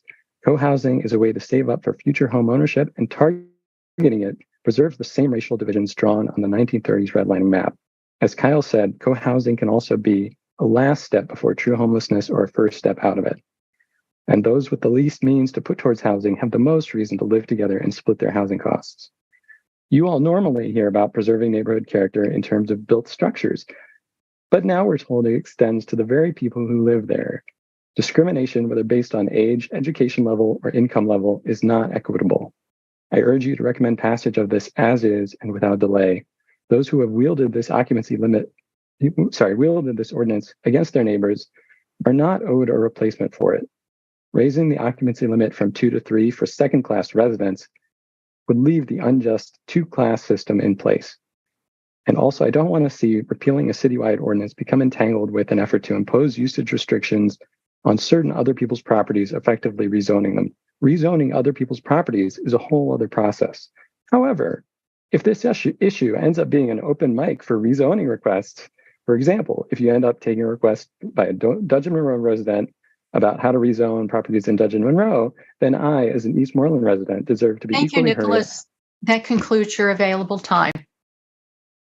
The next registrant is Sam Munger, Keyes Avenue, Madison, in support and wishing to speak. Sam, you have 3 minutes. Thanks, everyone. Hopefully you can hear me. Yes. Hopefully my internet will hold up here. So thank you, commissioners. I am a former public policy researcher at the University of Wisconsin and a former policy advisor to the governor. I'm also a homeowner in District 13, just off of Monroe Street in Dudgeon Monroe, one of the areas impacted by this change, as everyone knows, and by some of the proposed overlays. I'm just here representing myself. I'll try to keep this very short, as most of the points I was planning to make have already been made by city staff or other speakers more eloquently. So as I said, I'm a homeowner and longtime resident of District 13, just off of Monroe Street. I greatly value and am very sympathetic to the folks who have spoken to the quality of that neighborhood and the current mix of residential, commercial, and public establishments. But I think, as other folks have laid out here, maintaining this law is not an effective way, nor given that it's a law with its roots in 1950s moral panic about immigrants, LGBTQ families, youth, and other low, socially undesirable, allegedly socially undesirable element folks, is a morally defensible mechanism. In addition to being ineffective, I will say I have witnessed this law in action, a sort of story very similar to some of those described by city staff. A young unmarried couple with children who were a neighbor of ours had a complaint called against them, essentially for being a young unmarried couple that an elderly neighbor disapproved of living in a house with kids. They, it spooked them to the extent that they ended up leaving the neighborhood and moving elsewhere because they felt unwelcome and they were genuinely worried about losing their house. So just in conclusion, I mean, I think as lots of folks have pointed out, we all know that housing is a pressing issue in Madison. Obviously, this proposal is not a panacea to that, but it is, as city staff laid out, a small and but important step in the right direction in that regard, especially for the rental market. And it is, as other folks have laid out, given the origins of this law and given its intent, its discriminatory intent, it is a moral imperative as well to change it. Thanks so much. Please support updating the regulations to allow 5 unrelated adults to live in these districts, no matter their marital status or renter ownership status. Thank you for your time. Thank you, Sam. Just to reiterate something one of our registrants said about not repeating what has already been said. So I would encourage our registrants to indicate agreement on some things, but maybe not reiterate everything that has been said. The next registrant is Barbara Erlenborn, West Lawn Avenue, Madison, opposed and wishing to speak. Barbara, you have 3 minutes. Okay, hello. Thank you for the time and for the opportunity to speak. I will just point out the history of what has happened in Madison in 1970 and Mifflin Street and how that came to be, how families were moved out to the suburbs, 8 schools closed, and you created a situation where families were not welcome. Yes, the definition of family, I have no problem with changing it. That is fine.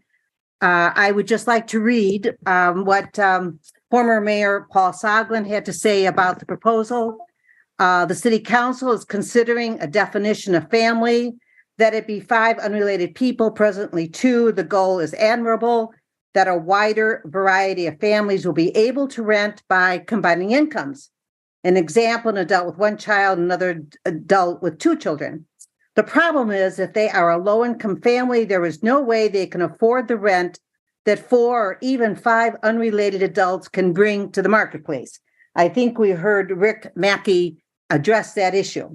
More important, this new definition will increase the value of any property, hurting everyone, traditional households as well as intended households, as those on the business of buying up single-family homes and leasing them out will displace ordinary families intending to buy. The companies that do this have been operating in the sand states. To date, the Midwest is not profitable. However, the Milwaukee's Journal Sentinel article in 1921 showed growing land grab by out-of-state investment landlords raises questions for Milwaukee homeowners and neighborhoods. The proposed zoning amendment, while well-intended, will drive up the cost of housing. It is a nightmare of revisiting the campus area in the 60s and 70s, only this time worse, citywide and not just limited to student areas. I oppose this proposal vehemently and ask that this proposal be filed, i.e. withdrawn, until further research can be done and reintroduced for consideration after the research is done on the consequences of this proposal. And I do live in Dudgeon Monroe. I've been here for 50 years and I love living with children. I love living with all groups of homeowners. I don't see this as a homeowner renter issue. This is a homeowner versus non-homeowner. And what I'm trying to get at is the beauty of your neighborhood is based on the ability to keep it up, to keep your house attractive. Barbara, that concludes your available time. Thank you. The next registrant is Ian Jameson, East Washington Avenue, Madison, in support, wishing to speak. Ian, you've got 3 minutes.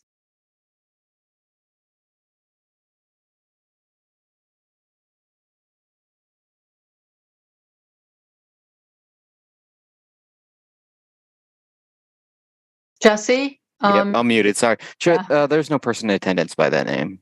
Okay, thank you. Moving on then, Michael Varda, Hoyt Street, Madison, opposed, wishing to speak. Michael, you have 3 minutes. Thank you, commission members, for giving me the opportunity to speak tonight.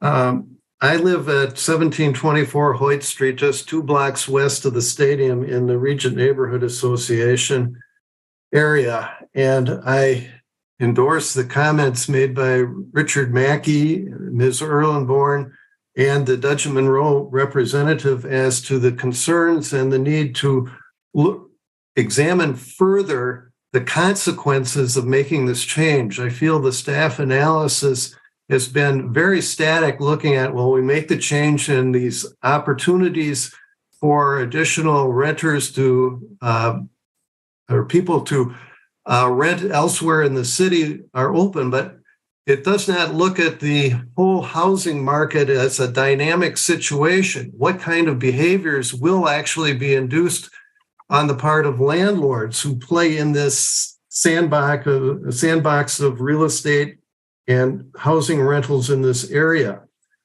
I think further analysis and deferral or suspension of this motion at this time would be the best approach. I endorse what the mayor has asked, as well as Alders Evers and Vitiver have proposed. More research needs to be done, especially looking at the dynamic impacts that this change would entail on a citywide basis. We have 50,000 housing units. We had 200 complaints roughly over 10 years. That's about 0.004% of complaints over 50,000 units. I'm not opposing functional changes in the definition of family to deal with like 2 households that wish to get together. But the 5 unrelated numbers, particularly as it affects the student areas around the campus and the UW hospital, it is not strictly a student issue. Young professionals seeking to cut their housing costs, particularly in this area, are going to be an incentive for landlords to seek the housing, bid up the prices, and effectively drive out single families in the areas that have been proposed for exemption in the overlay. I saw it happen in the early 80s on Lathrop Street from Regent to Summit. That was upzoned to R6 high density. Every family that was in that area left, and it has never come back. And that is the kind of impact that is non-static, it's dynamic. That has to be understood. If there's a compromise, maybe just take the cautious step of 3 unrelateds throughout the city and keep the exempt zone in place until more data and monitoring can be done. Thank you, Michael. The next registrant is Tom Wilson, Clark Court, Madison, in support, wishing to speak. Tom, you have 3 minutes. Thank you. I urge you to support the update to the family definition so that it is consistent throughout the city and remove a relic of 1960s thinking that was meant to keep certain neighborhoods exclusive. I live near Monona Bay on the southeast edge of campus in a TR C4 zoned area where multiple unrelated individuals living together is not currently allowed. Despite this, just like everywhere else near campus, we have several homes rented to multiple unrelated individuals. And many of these folks are some of the best neighbors we could ask for. Even the most short-term renters bring a wonderful diversity and constant flow of new energy to our neighborhood. It is a wonderful place to live, and as someone who is lucky enough to own a home here, I want to share it with others and for it to be accessible to anyone. I keep hearing concern about a so-called attack on single-family housing. Nobody is coming after anyone's right to live in a single-family home. What I understand when I hear this kind of talk is that some people feel that their right to live in a single-family home includes a right to be surrounded by single-family homes, with a single-family definition that is highly exclusive. I've also heard that this will drive speculation, investors who are going to chop up homes into tiny rooms. Even if this does happen, and I'm not convinced that it will happen at a large scale, I don't think it's necessarily wrong. The more a home is divided, the cheaper the per room cost tends to be, even if the per house cost increases, which makes it more affordable if all you need is one room. Many people choose to live together because when they pool their resources, they are able to afford to live in places where they otherwise might not be able to. Please support this, and thank you for your time.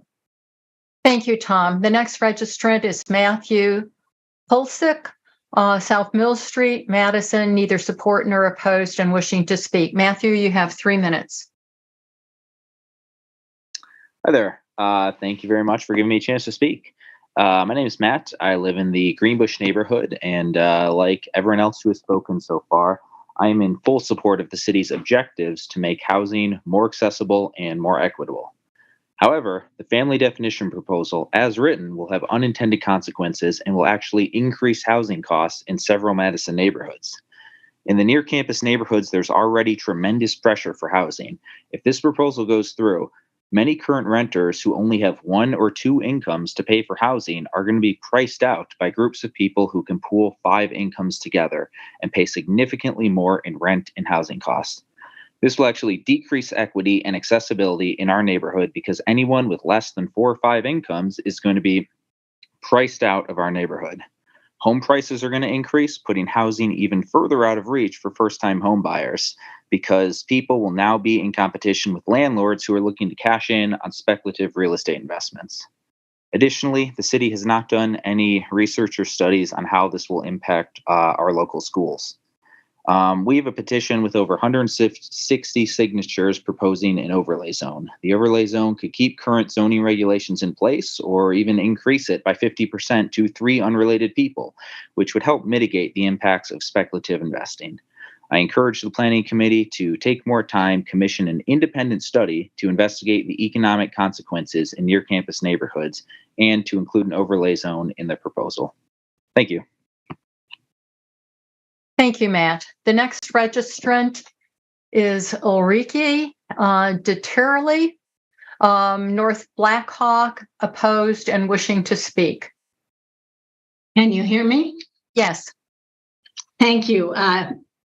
I am also a co-president of our neighborhood association, Sunset Village Community Association, and I am not speaking for the association, but for myself.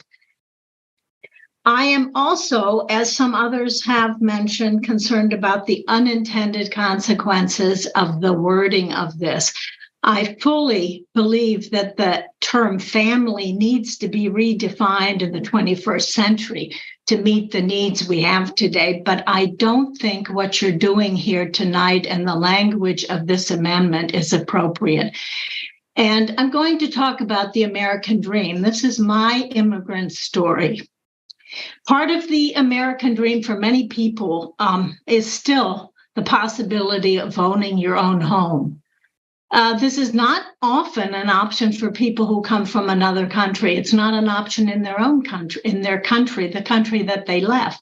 As an immigrant myself, I know the importance of home ownership. After coming here to the United States, my parents saved every cent for a home of their own.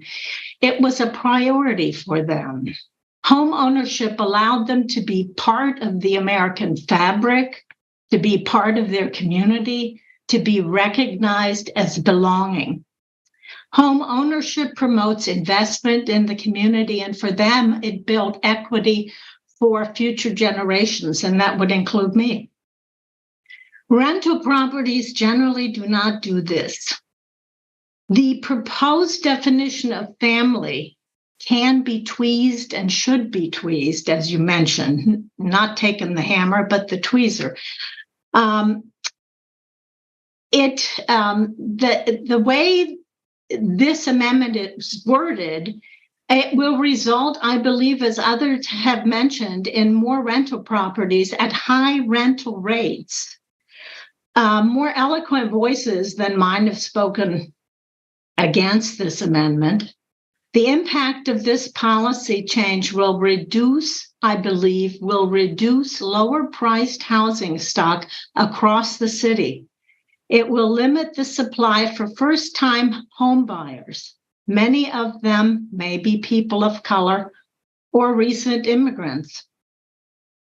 So I would suggest you take your tweezers, tweeze that definition, give us a little more time to look at that and to study that, and hopefully not have the unintended consequence of actually being more discriminatory long range. And history, by the way, former Alder Bonnie Gruber put together a history of what happened in the 60s and 70s, and I believe that was mentioned a few minutes ago by another speaker. Thank you, Ulrike. That concludes your available time. Thank you. The next registrant is Olivia Williams, Anchor Drive, Madison, in support, wishing to speak. Olivia, you have 3 minutes. Thank you, Chair. Thank you, Commissioners. I work in the field of affordable home ownership at Madison Area Community Land Trust. I also studied housing and urban change in my PhD, and I co-authored the Tone article that staff mentioned. So coming from this background, as well as my history as a renter, I urge you to recommend this ordinance update to Common Council. The current ordinance is exclusionary by definition. We're using our zoning code to keep certain people out of neighborhoods, those who don't have enough money to rent a house with just 1 or 2 incomes. Over half of the city are renters, and the median income of a renter household is about $44,000, according to the 2022 housing snapshot put out by the city. And the median renter household can only afford rent of about $1,100 a month. This means that the median renter household cannot afford the typical new rental units being built in the city, and they also cannot afford to buy a home or even rent a home. If they want to live in a detached home or duplex in one of these residential zones, most renters won't be able to afford it. Most detached homes will rent for at least twice the price of the average renter household, what they can afford, meaning that they need to combine incomes, potentially 3 or 4 incomes, to have access to the amenities, the neighborhood character, having a yard, having a front porch, and other wonderful qualities of residential neighborhoods. Of course, if they want to rent with unrelated roommates in a district they aren't allowed to rent in, their housing is at risk. They can even be evicted. But if they had a friend who could manage to put a mortgage and a down payment on a Madison home together, they could actually split the mortgage costs with up to 4 roomers who are renting. That's allowed in our current definition. So as a low-income renter, to live in one of these neighborhoods, you need a rich friend. That's discriminatory. Most people of my generation cannot afford to own a home. I've always been a renter. I'm single, I'm divorced, I'm a professional, and I have many times split housing costs with other adults in residential neighborhoods.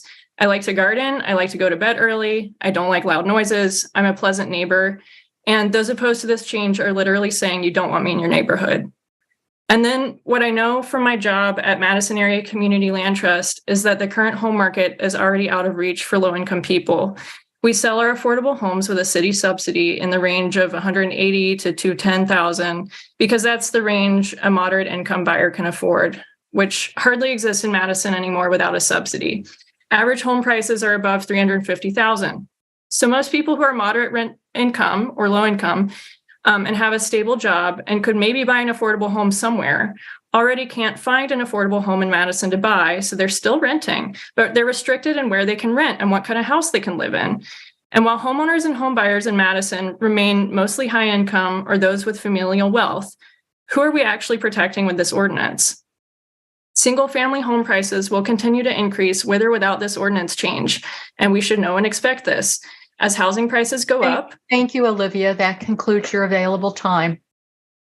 The next registrant is Greg May, North Blount Street, Madison, in support and wishing to speak. Greg, you have 3 minutes. Hi, my name is Greg May, and I wrote a letter in support of changing the family definition, which is currently an antiquated and discriminatory law that reinforces traditional families at the expense of unmarried couples, young professionals, blended families, retirees, low-income residents, and people of color. As a young professional starting out, the only way that I could afford to live in my neighborhood on my nonprofit salary was with 3 friends. And despite the fears that have been, said tonight, we didn't destroy the neighborhood. We volunteered cleaning up the beach at Violas Park, and we made friends with our neighbors, who were homeowners with young children. And because of this whole project, I recently learned that our home at 410 South Orchard Street in the Greenbush neighborhood, which is zoned TRC3, it was actually illegal for us to be there. And we could have been evicted at any point if a complaint was made. This was not weaponized against us, and I suspect our privilege as white men helped considerably. But I think we should take a moment to recognize that this practice of multiple non-related people living together is widespread in our community. Many of my friends were stunned to learn that they had illegally lived together. And I still know many people in their 30s who right now are breaking this ordinance. So I'm following up today after reading many public comments, statements from two alders, and the mayor's comments, all of which can express concern about naturally occurring affordable housing or students running amok, destroying their neighborhood. I don't believe any of these claims hold water. The ordinance is rarely enforced. Students do not consider the zoning of a building before moving in, nor are landlords going to hear that there are 20 less complaints happening and start a buying frenzy. This ordinance isn't some dam holding back a flood of corporate landlords or students. We are retroactively pretending it's important and powerful when it is nothing more than a law being used to disproportionately evict people of color. It is not maintaining affordability nor creating equity in our neighborhoods. Knowing this, the city must act, and you have one of three options today if you choose to not punt on the issue. One, we can delay, I guess, maybe do an overlay, which will discriminate against students and renters, but we'll push the problem off for another day while more people face eviction, and we'll be ignoring staff recommendations. Two, we can do nothing and continue this status quo, which is tacitly endorsing a discriminatory and antiquated law being used to actively harm people of color. Or three, we can change the law to revise this outdated definition of family and make a Madison that is more inclusive and reflective of our shared values. Please do the right thing and revise the definition of family as proposed by staff and send it to council tonight. Do not succumb to the fear around moral panic being presented about this minor but meaningful change. Thank you. Thank you, Greg. Our next registrant is Joshua Braver, South Henry Street, Madison, in support, wishing to speak. Joshua, you have 3 minutes. Thank you so much for giving me the chance to speak. My name is Josh. Excuse me. I'm a professor at the University of Wisconsin, Madison Law School. I teach constitutional law, and one of the things I teach about is exclusionary zoning. As many people know, that's zoning here to keep the riffraff out, people of color, immigrants, and poorer people. I just wanted to make 2 points. I think many people have made the points I'd like to make, but so two points that maybe have not been covered. One, after teaching this semester about exclusionary zoning, for what it's worth, I had a variety of students who came up to me afterwards who perhaps were Googling during my class, maybe, or hopefully before my class, who brought up this ordinance and were shocked and upset that this ordinance existed, that they had violated the ordinance in the past. And my real hope is that next year when I teach this class, that students won't come up to me anymore. That'll be a story of success, that it won't be an example I could use of kind of the failures of the law to deal with exclusionary zoning. And the second thing, someone else brought this up before, is that many of the people who are impacted by this are not at this meeting, unfortunately. And what I've seen through teaching over the years is more and more awareness of people who generally don't testify at these meetings, not necessarily the people who are impacted, but kind of renters are starting to realize that this is a real issue and are thinking about it. So thank you so much for giving me the time to speak. Thank you, Joshua. The next registrant is Ronald Arm, Proudfoot Street, Madison, opposed and wishing to speak. Ronald, you have 3 minutes. Hello, can I be heard? Yes. Okay, great. First off, I want to say I'm not throwing up smoke screens. I'm not, trying to exclude people from living in areas. Rather, what I am is I'm a native Madisonian. I was born in 48 in the bush. My immigrant parents, my sister and I, the first native-born U.S. citizen, lived on both Mound Streets and Mill Streets. We had a good life there, one of the better parts being the diversity and the mix of the community. Mostly lower to low middle income class, we were still quite proud of our neighborhood and its vibrant community. We like being centrally located, having Brittingham Park, our neighborhood school, the original neighborhood house. We like being near the UW campus and the additional diversity and opportunity that represented. Now, what we ran into back then in urban renewal, so to speak, was about the quality of the buildings and the housing stock in the area. But with the urban renewal of the Triangle area, what was set upon us, rather than upgrade and support the existing community, the housing base was raised and ended up displacing my family, our small family-owned business, and many of the folks we knew and grew up with. That oft-expressed goal of the same folks moving back there did not come to pass.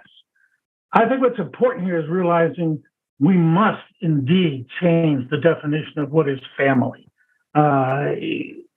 This current way that it's used is a real discriminatory imposition. But mixing this with tying it into the zoning, I hear people complaining about zoning, but then say, no, but we got to support a change for families. Yes, we do have to change that family definition, without a doubt. But we cannot just disregard these discussions about overlays or looking at areas and maintain the balance that we need to have. So even though as a child I was displaced from 60 years ago, some 30 years ago, so I moved back into the bush. And this time as a new homeowner, starting up a new family. I was drawn again by the same amenities, this great location and the new sense of community, partly by some of the old timers that managed to stay and some diverse new younger families. So by now in my 70s, my wife and I, we've invested sweat equity for many years to upgrade and maintain our small home that I bought with a VA loan. We welcome visiting sports fans, ice fishers, families of graduating UW students. We live by living on and beautifying a busy street with gardens and treasured trees, we've helped increase safety and values of downtown Madison.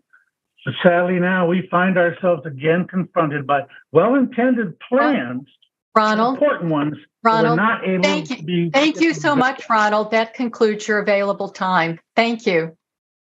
The next registrant is Janet Sharesco, Chamberlain Avenue, Madison, opposed and wishing to speak. Janet, you have 3 minutes. Hello, thank you for having me. I'm a bit nervous here because I'm throwing out my remarks. They've already been, I don't want to repeat what's already been said, but I want to go back and address some of the things that were said in the December Planning Commission meeting. It was claimed that people were weaponizing zoning and that the proper thing to do would be to call the police if you don't like what your neighbors are doing. And I'm just wondering why Planning Commission thinks weaponizing the police is acceptable, whereas maintaining current zoning laws is not acceptable. I mean, I would never weaponize the police. I would never call the police for a nuisance complaint. I would call the police if life and limb were in danger. And secondly, I'm hearing things about we've just got a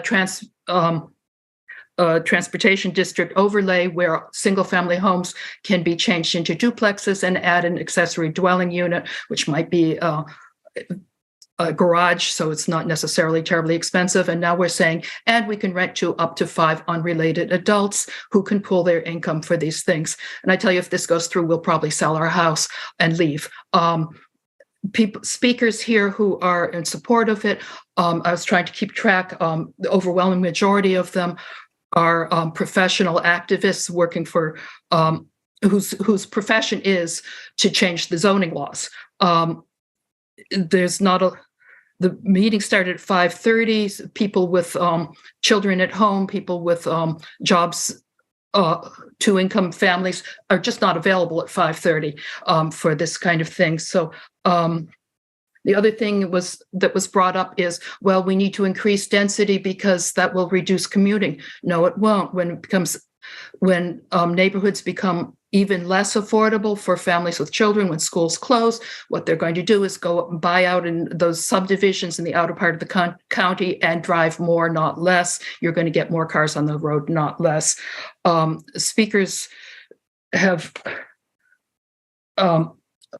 worthy goals, but to say that someone who 5 people have come up and said, I support this because 3 unrelated adults ought to be able to live together, but the motion is for 5. Your plan commission presentations kept talking about 3 people. The motion is for 5. I don't quite understand the bait and switch here.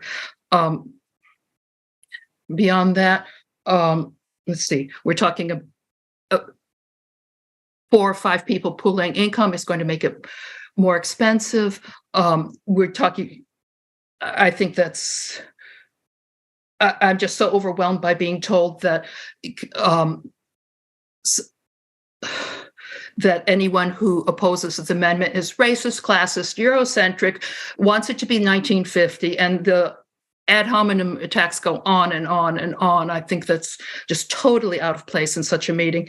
Thank you, Janet. That concludes your available time.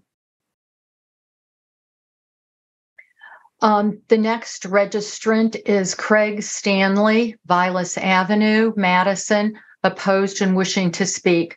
Craig, you have 3 minutes. Thank you, commissioners. My name is Craig Stanley. I'm a commercial real estate broker and consultant. I tried to take while I live in the Vilas neighborhood, I tried to take a more macro view of how this, and the city has appropriately pointed out the supply and demand problem we have in housing overall. The areas that I looked into when I looked at this proposal and what would it entail is the growth in single family rentals from an investment class standpoint. While the city appropriately pointed out the fact that most of those investments are happening in the Southeast, Southwest, and West, they are rising, but the area that is growing the most is investors in the 1 to 9 unit, in other words, 1 to 9 house investments. I believe this proposal will actually impact the city overall, and with one of the lowest homeownership rates in lower income populations, I believe this policy will end up perpetuating a low homeownership rate and not allow the ability to for families to create generational wealth. There have been some nice suggestions about some other things to address some of the problems the city has experienced. I think the DMA took a very thoughtful approach on how they suggested some things, but overall, that's my biggest concern with it, that the rental housing investment class, which is a new class in investment real estate, is going to grow exponentially because of Madison's success. And we need every other way to increase housing throughout the city. And this is going to act as an inflation accelerator. Thank you. Thank you, Craig. The next registrant is Alex Salutos, Hammersley, Madison, support, wishing to speak. Alex, you have 3 minutes. Thanks, Madam Chairwoman. Is my speaker working? Yes. Thank you. I have to tell you, I am crazy mad in support of the changes to the zoning code that remove the discriminatory language in it. However, the proposal before you still discriminates based on family status. That's wrong.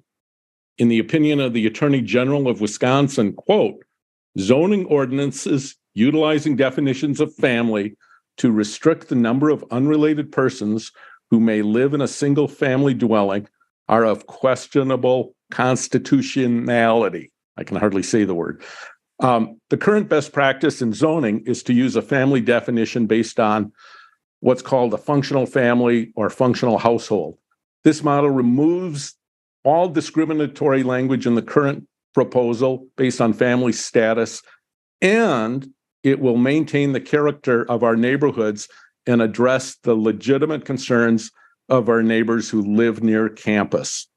Staff cited the American Planning Association's 22 Equity and Zoning Policy Guide in their report.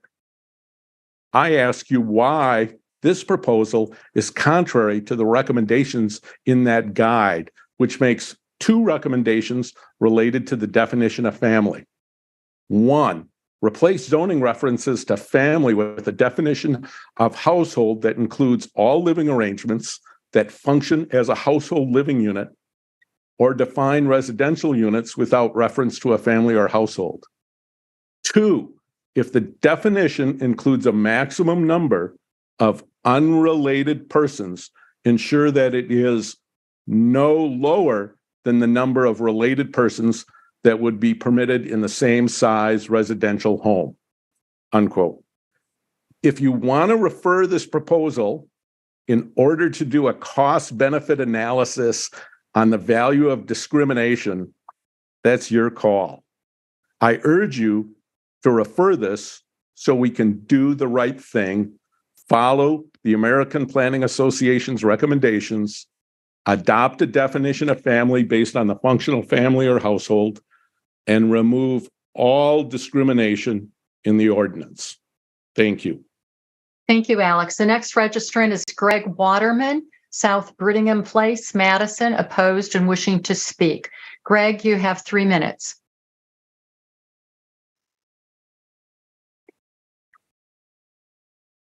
Chair, there's no person in attendance by that name. Okay, thank you. The next registrant is Emily Baumel, West Wilson Street, Madison, in support, not wishing to speak, but available to answer questions. Susan Clark, Merlin Drive, Madison, neither support nor oppose, not wishing to speak, but available to answer questions. Are there questions of any of our registrants?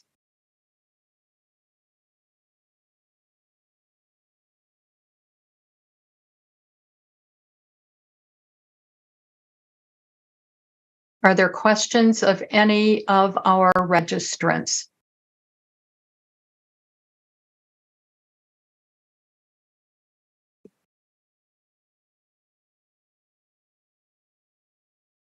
Seeing no raised hands, I will close the public hearing. Are there questions of staff?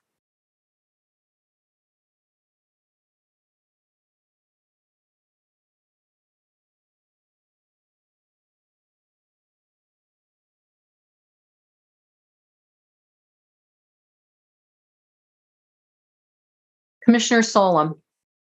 Thank you. Question, I imagine, for Katie.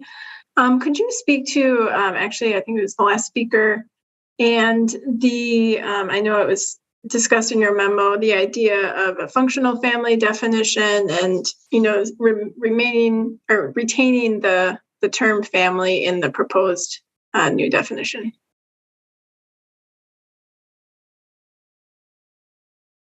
Yeah, so we definitely did consider removing the word family and change it to household instead. But the word family appears so many places throughout the code that it was going to be a lot of change just to do that. Although we think household better represents what we're trying to say, right? With the family definition, it's about a number of people in a household. The functional family is an option that some people, some other communities use. In our research of that, it seemed like the intent was still to exclude, I would say, most typical renter households and especially student renter households. Just going to kind of read from my staff report here. Most of these definitions would likely allow an unmarried couple in a long-term committed relationship to live together with children raised by both, two unrelated families with their children they're raising to live together, a throuple to live together, and a communal household that does not live in a cooperative living arrangement. The problem with this is that it requires a lot to determine if someone's a functional family versus some other type of household that I guess is intended to be excluded by a functional family. So when we thought about the kinds of things that city staff would have to collect to determine if someone could meet what these functional family definitions are in other communities, we'd be looking at things like finances. Does this household have shared bank accounts, purchase furniture and food together? Their tenure living together at various locations, so looking at leases and other places they've lived. or places that they've purchased at various times, proof of employment, where they work, for how long have they worked there. Again, getting to this idea of some renters are don't have a long enough tenure together to be considered a functional family.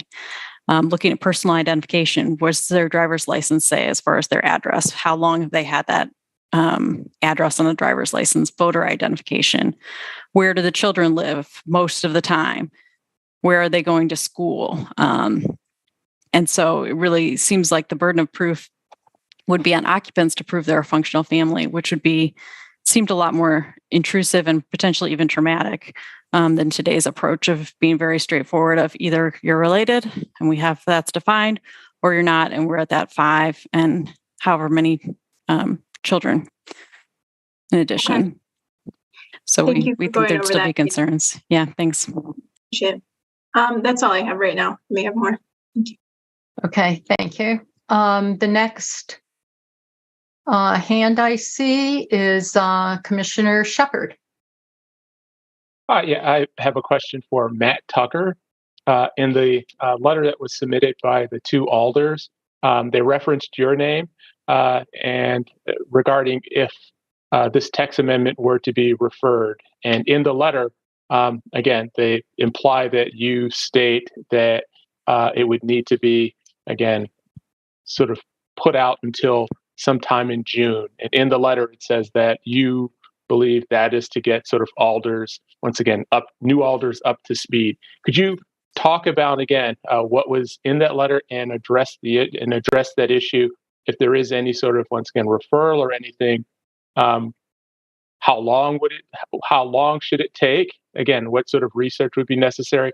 And also, would there be particular questions or issues that should be addressed if that were to take place? So I guess there are the 2 things: how long, and then what benefit, if there are any benefits, would once again pushing this out a little longer could be had. Thank you. Sure. So just starting with the question about pushing it out to the June or farther, working with the new city council, which we're going to be seeing soon. We're going to have, I think, a fair number of new members.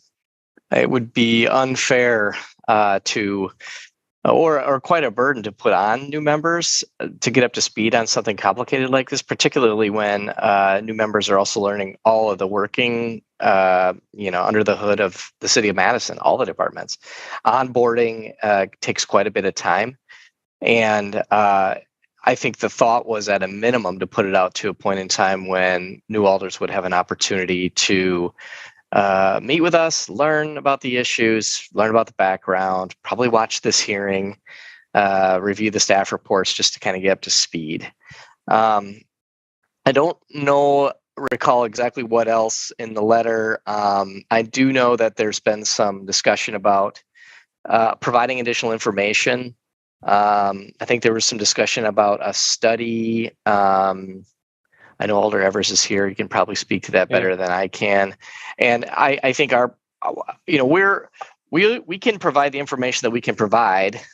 I mean, obviously, like some of the things that we cannot provide are some of the detailed analyses and studies and crystal balling on this. And I don't know who can. To be honest, because of the trends and things like that.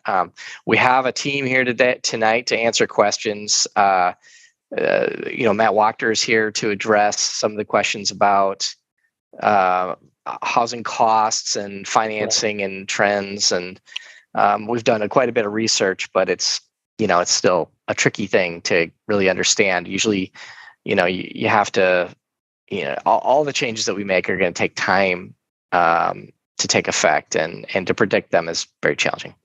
Yeah, from the letter, the 2 that really stood out, sort of questions that seem to be asked that may need more, again, analysis. One had to do with, again, if this zoning text amendment goes through, one, that it would reduce the stock of affordable housing in the city. Again, that was one issue that was brought up in the alder's letter. And the second issue was the increase in rents in residential districts. Again, a lot of things are said in the letter, but those are 2 that sort of stood out as we need more information on these. And the alders can, they're welcome to speak up on this. But on those two particular points, is that something that, again, staff could? Is there data out there for you to grab and look at and analyze? Is that something that Matt Wachter would have best handle on? I can try. I mean, if not, that's, okay too, but. Yeah, I mean, I think to Matt Tucker's point, some of this is crystal balling. I think we can talk about the sort of ranges of things, but this is dependent on the current price and what we think the market rent would be for things. And as we've looked at campus in particular, it's rents in this of single family homes, that are rented to students, hit a certain price point. And so we can easily do the math and say, if you have something that today is selling at $350,000, $400,000, we can sort of say where the price point, if the rent hits a certain point where it tips over and it makes a lot of sense for it to be a rental.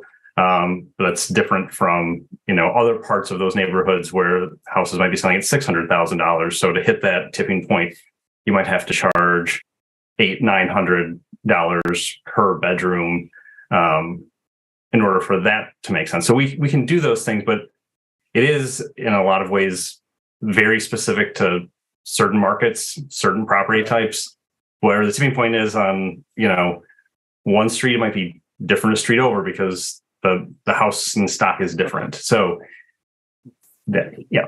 Yeah. Well, so then just so we can move on here. So it sounds like it would be very difficult to, from what you understand right now, sort of gather data and to clearly see that there's a causal relationship with one thing to the other.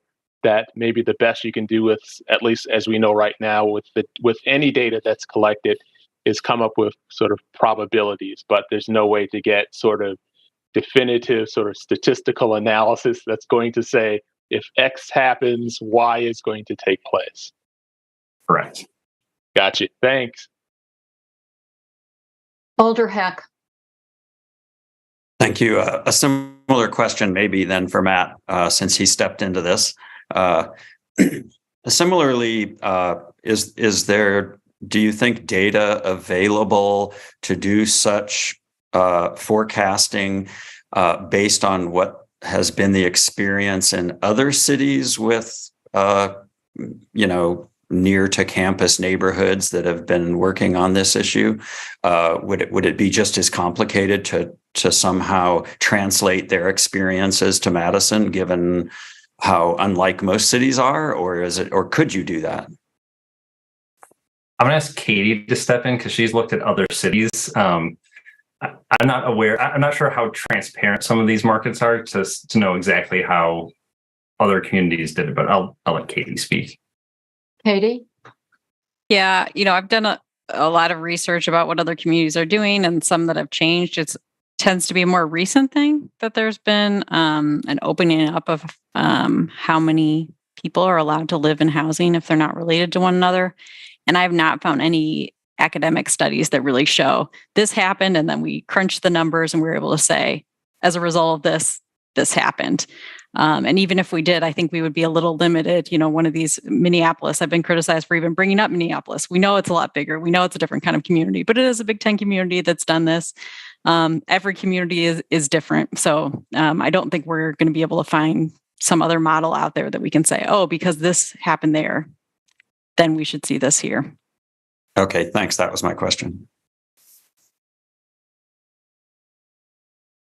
Commissioner Solheim. Thank you. So I know there is, concerns about institutional investors and other, groups coming in and swooping in to buy properties, which I think is a bit overstated. But I'm wondering, even if we were to do some additional studies and determine, yes, there is a chance that it increases some investors coming in and turning things into rental properties, which I'm actually not saying is a bad thing, but there's a chance that that happens. We still have a very clearly discriminatory, zoning text on our hand. What are our other levers or tools? Is it, the enforcement issues of nuisances and things that are our tools at that point? Because I'm just trying to understand, even if we find some additional data, I'm still not comfortable with this language. So what are other things that we can work with? I know that's very broad.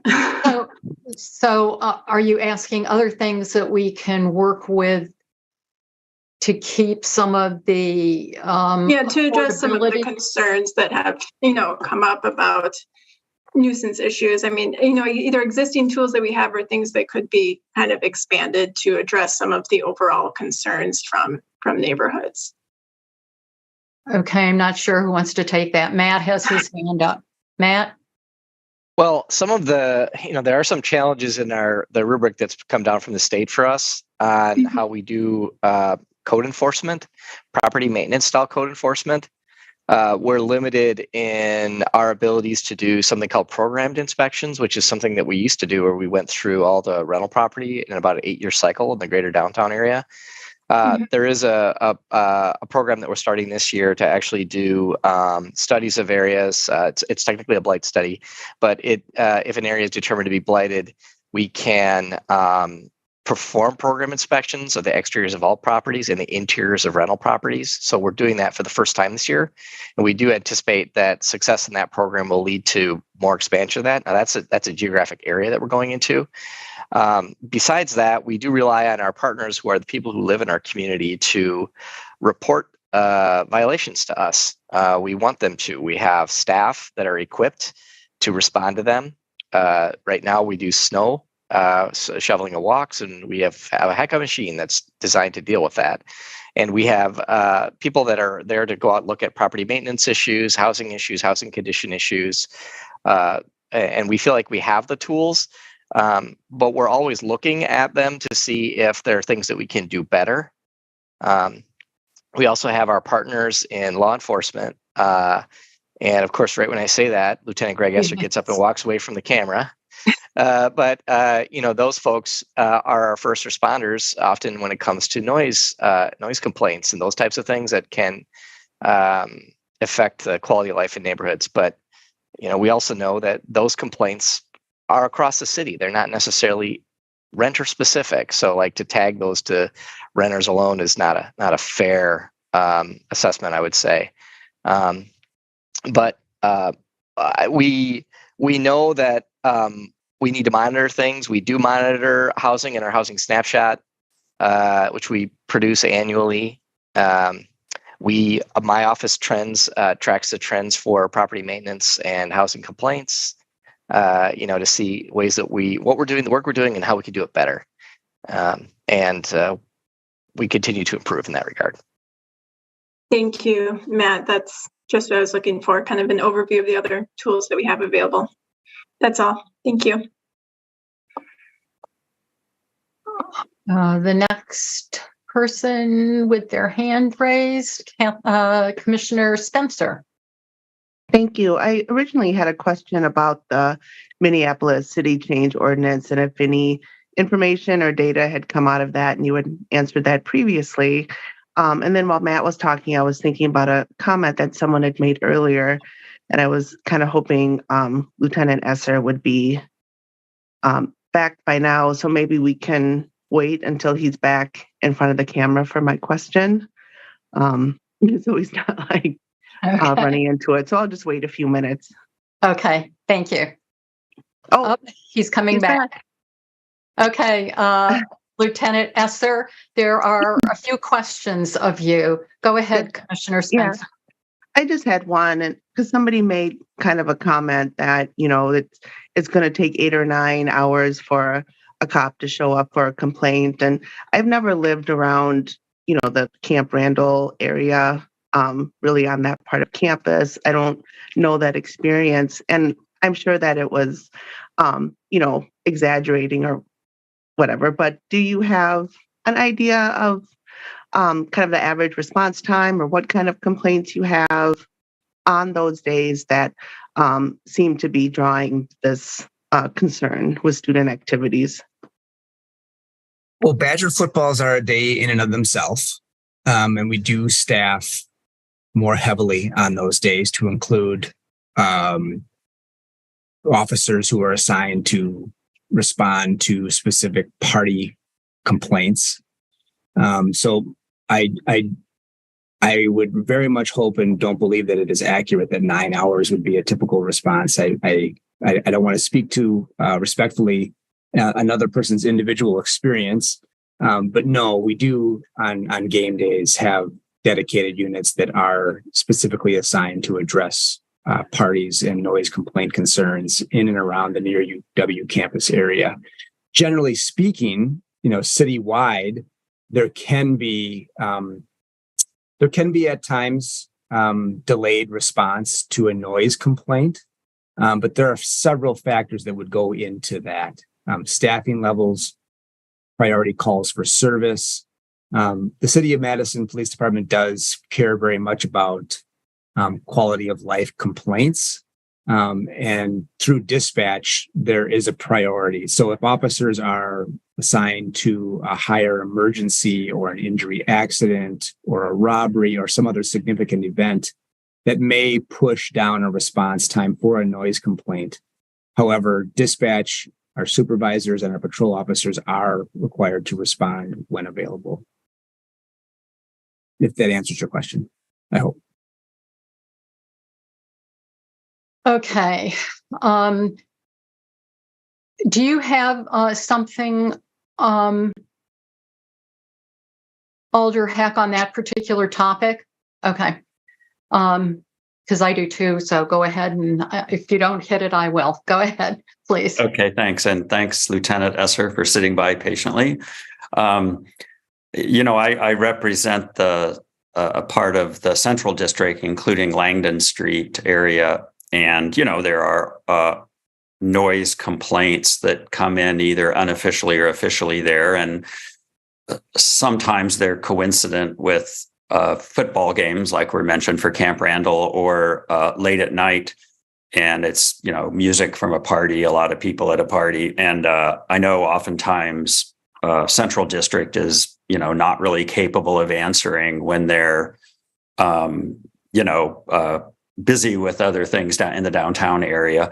Do they generally, that you know of, follow up later with a visit to an address where they had a complaint, or does that do they tend not to do anything unless it's actually happening? Well, there is a certain amount of time period that dispatch will, if they can, call a complainant back, or sometimes they get phone calls back from a complainant, a resident who is called about a concern. And so if the complainant reiterates that the problem is still ongoing, that call for service will maintain as something that we want to get dispatched our officers to. There are situations, though, where if somebody calls in and complains about a noise complaint, maybe in the late evening hours, and if officers are not available or on other priorities after a certain amount of time, it is conceivable that that party may stop. The person hasn't called back, and an officer may not ever go to address that. However, if there's a repeated problem at a certain address, we would be looking at calls for service in general and hope to identify a pattern problem. I would also recommend anybody that lives in the city of Madison that if they had a problem that they were calling about, as an example, a noise complaint, and it was a continuing problem, something that was a reoccurring theme, that if they didn't feel as though they got initially an officer to respond, they can ask dispatch to, I want to stay on this call and I want a phone call back. That is a way to help ensure that they do get some sort of investigation completed by a Madison officer. So even if the problem went away before we could address it, any citizen complainant would have the right to say, I want to speak to an officer about this, hopefully voice their concerns, and say that even though it went away tonight, this has been an ongoing pattern problem that I want addressed. Another mechanism is for a complainant who is experiencing a problem to reach out to district commanders or neighborhood officers or neighborhood liaison officers, community policing team members, and say, this is something that I would like looked into. And so we would then take it upon ourselves to ask some questions about what's going on, how often is it occurring, and then seek to address the issue. So to answer your question, sometimes there are times that we may not be able to address a problem in a relatively immediate manner. But my hope is that if somebody really had a problem going on, that they would feel comfortable asking for a callback or even follow up with the district in the aftermath. Thanks. And I assume that you'd agree another avenue is talking to their alder, because all those different MPD connections are sometimes hard for regular folks to remember. Absolutely. And sometimes that does occur. So we may receive information from an alder that says, hey, this is a concern that's been brought to my attention. Can you look into it? And so then we would look into the number of calls that have occurred at a particular address and develop a strategy to address the issue. Thanks. I'm aware of that method. One last question. One of the commenters earlier mentioned weaponization of MPD on noise complaints, for instance. And my experience is that, like with building inspection, it's educating folks before citing them, and citations come later, generally when things aren't rectified. Is that the approach of MPD on these kinds of things generally? It is, yes, definitely. I will say, though, that I would hope that either at a district level or at a beat officer level, that if somebody works in a specific area routinely, and they're aware that there has been a number of calls for service at a particular address, and it continues to be a problem, that after education, the next step would be to enforce an ordinance violation. And if that doesn't seem to work, then the average officer would reach out to someone like myself and say, if I haven't caught it in our data analysis, for an officer to communicate with me and say, we have a problem that is not being resolved. Okay, thanks for your answers. Do you have any data on how often on weekends, particularly, you would be doing high priority calls only, so you would not be getting to noise complaints? I don't have any data immediately available to me. I mean, there can be, in the wintertime, slower times during the winter that maybe calls for service are down. And so time of year is a factor. But I would also add, though, that in the winter months, sometimes weather can be a significant factor in our response time. But having said that, we take pride in trying to address citizen complaints. And so even if we are on priority calls for service, our officers are routinely looking at the calls that are yet to be serviced, and frequently will go out knowing that they could break for another emergency if needed and hope to address someone's concern. And so in general, I know I don't right now have immediate data for you at my disposal that would address how often we are on priority calls for service. But I know that it's a balancing act, because if you go to priority calls for service because of limited resources, that calls do end up sometimes stacking up. So we try not to do it unless it's really necessary. Having been the alder for the similar area as Alder Heck, I do know that alders often get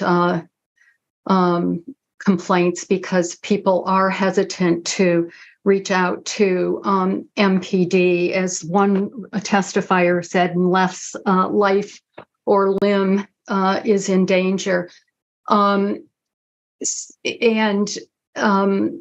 some of the solutions that you pose, having someone meet with the officer or that kind of thing, is anathema to, I would say, a big proportion of our residents. Do you have any way to break through that at all? Because you're not getting the calls. I mean, some people would move away from where they live rather than try to address. Do you have any way to reach out or encourage people to feel more comfortable in complaining? I recognize the potential that it could cause someone to feel uncomfortable about calling and leaving their name. One mechanism that we try to encourage people, and we try to encourage our dispatchers, is are you willing to take contact with the officer? And if somebody expresses some concern about that and whether or not they have the ability to be anonymous, there are mechanisms in place for trying to help ensure someone's privacy is maintained. One mechanism that we try to recommend is maybe you don't want the officer to show up on scene and go and knock on the complainant's door, take a statement, and then go address the problem. I can understand why that could be something that is concerning to somebody. So we will frequently ask if the complainant is willing to take a telephone call first in advance of responding, or when we're close by. That is one step removed from having somebody who's concerned about having somebody else know that they called. But we also have to balance it with trying to assess what is the complaint, and do we have somebody who's legitimately calling about a legitimate concern, or is somebody just frustrated about a situation that may not be appropriate for law enforcement response, if that makes sense. The other question is, how loud is too loud? It's a great question. It's a common question. Our officers have discretion with assessing how loud is too loud. I think the ordinance probably does speak to certain decimals, but we don't have, meters that we would go out and deploy in the field. And generally speaking, at the time of day is a significant factor in evaluating how loud is too loud. But also, so if an officer responds, even let's say in the early evening at a time that one person may think is unreasonable and somebody may think is not reasonable, we take into account how far away is it that we can hear the noise complaint, as an example. So there isn't a strict definition that our officers go by, but that we use discretion and we use sort of a reasonableness factor. And certainly if we determine it to be an unreasonable factor, we'll attempt contact with the residents. And if we don't get compliance, we'll probably follow up with the residents the next day or the next couple of days, or we'll start to address the issue when people maybe would otherwise not expect us to show up and ask what was going on last Saturday night and why, when we came, nobody answered the door. So it doesn't happen a lot, but it does occasionally occur. And so we will attempt to address it one way or another.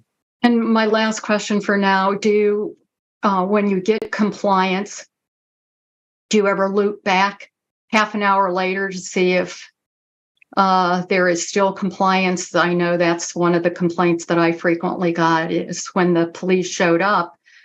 And, I got complaints that they didn't, but when they did, then the noise went down for 15 minutes. And then do you ever loop back to see if? We try to, definitely. Yeah, but it's certainly if somebody called again and said the noise is back up, and then we would no longer be in we've attempted to address this with education and asked for compliance, and we would now be moving in towards likely a citation. Thank you, Lieutenant.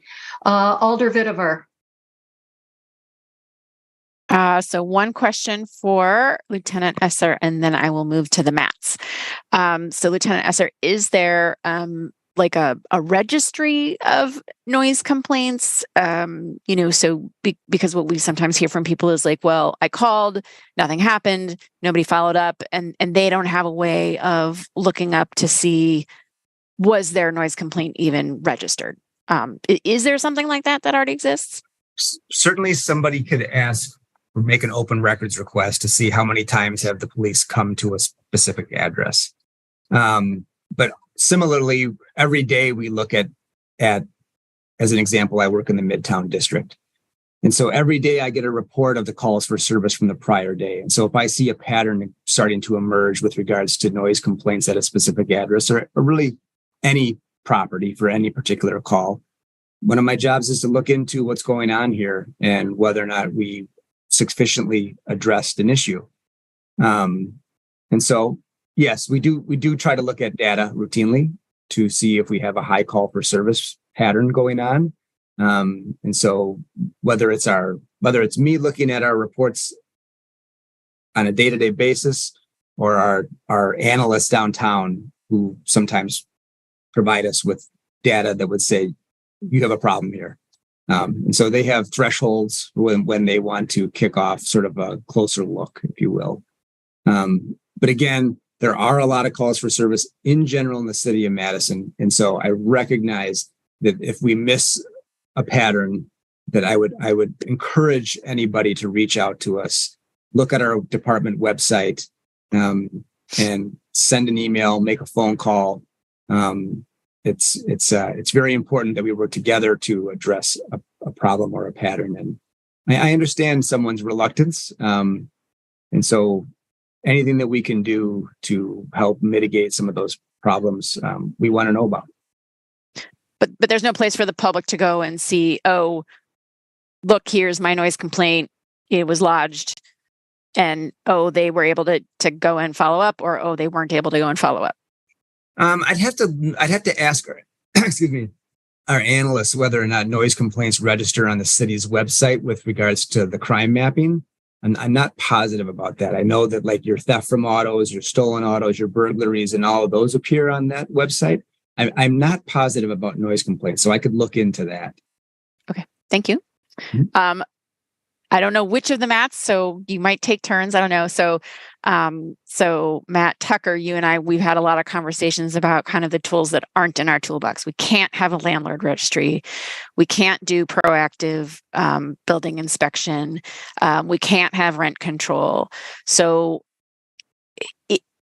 the question is, there's a lot of things that we try to do policy-wise that are well-intentioned, and this is well-intentioned, and we want to do the right thing that nonetheless have negative consequences. So my question is are there things that either we haven't talked about, we haven't explored, or that could still be tools in our toolbox that we either aren't fully utilizing or that we aren't yet utilizing that we could to sort of counteract this possibility of external investors, really changing the housing market substantially in Madison from what it is now?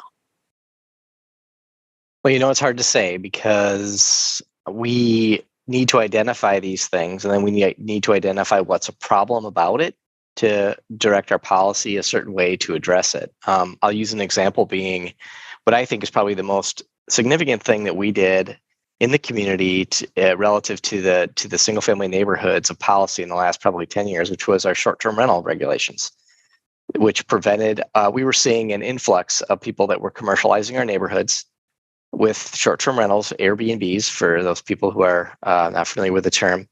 And it was creating huge conflicts and problems. But this is transient people coming in, renting a place for 2 or 3 days. They had no stake in the neighborhood. They were not often polite with their usage of the property. Our policy was reactive. We had listening sessions. We heard from Shiva, who had a next door neighbor that was doing exactly this in their property, and she hosted that sessions with a couple of her fellow alders at the time. That was kind of how we then took a look at framing the problem and crafting policy to address the problem. And so, similarly, if we're monitoring housing and we're first seeing trends that are negative, whatever those may be, we can craft policy to address.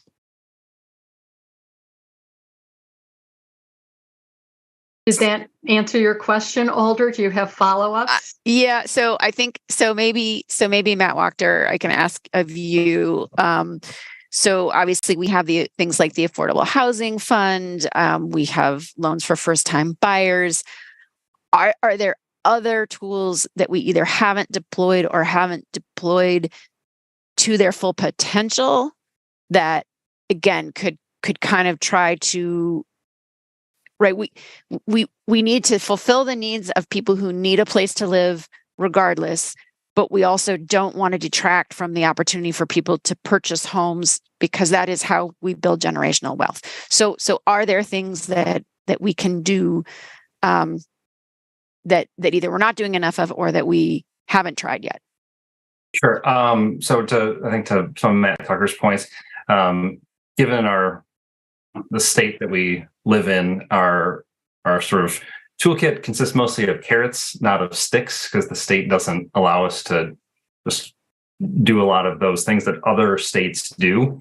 And as you mentioned, most of our carrots are funding for the creation of new affordable housing. We do have the other end of our toolkit, which is money for smaller rentals to do improvements and stay affordable. And those tools haven't been used very much. So that is on the work plan to sort of try to rework those. And the idea would be that we would make loans available to purchase, rehab, whatever it would be, smaller rental properties in exchange for them staying affordable. And some of the challenges there are small landlords just aren't familiar with, screening for income and all of those things. So that's a body of work we could certainly do more on. The other side of things is home ownership. So we have a number of down payment assistance programs to help people. So those can grow. They can be marketed better. There's things we can do to open up home ownership opportunities for people so they can afford to compete in this market for these properties. So there's certainly more we can do, but those will all be carrots that we have to use, and they're usually in the form of low cost loans.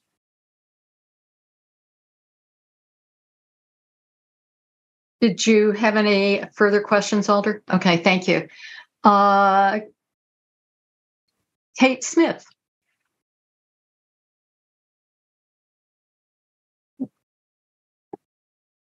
Hi. I just had wanted to, can everyone hear me? Sorry. Yes. All right.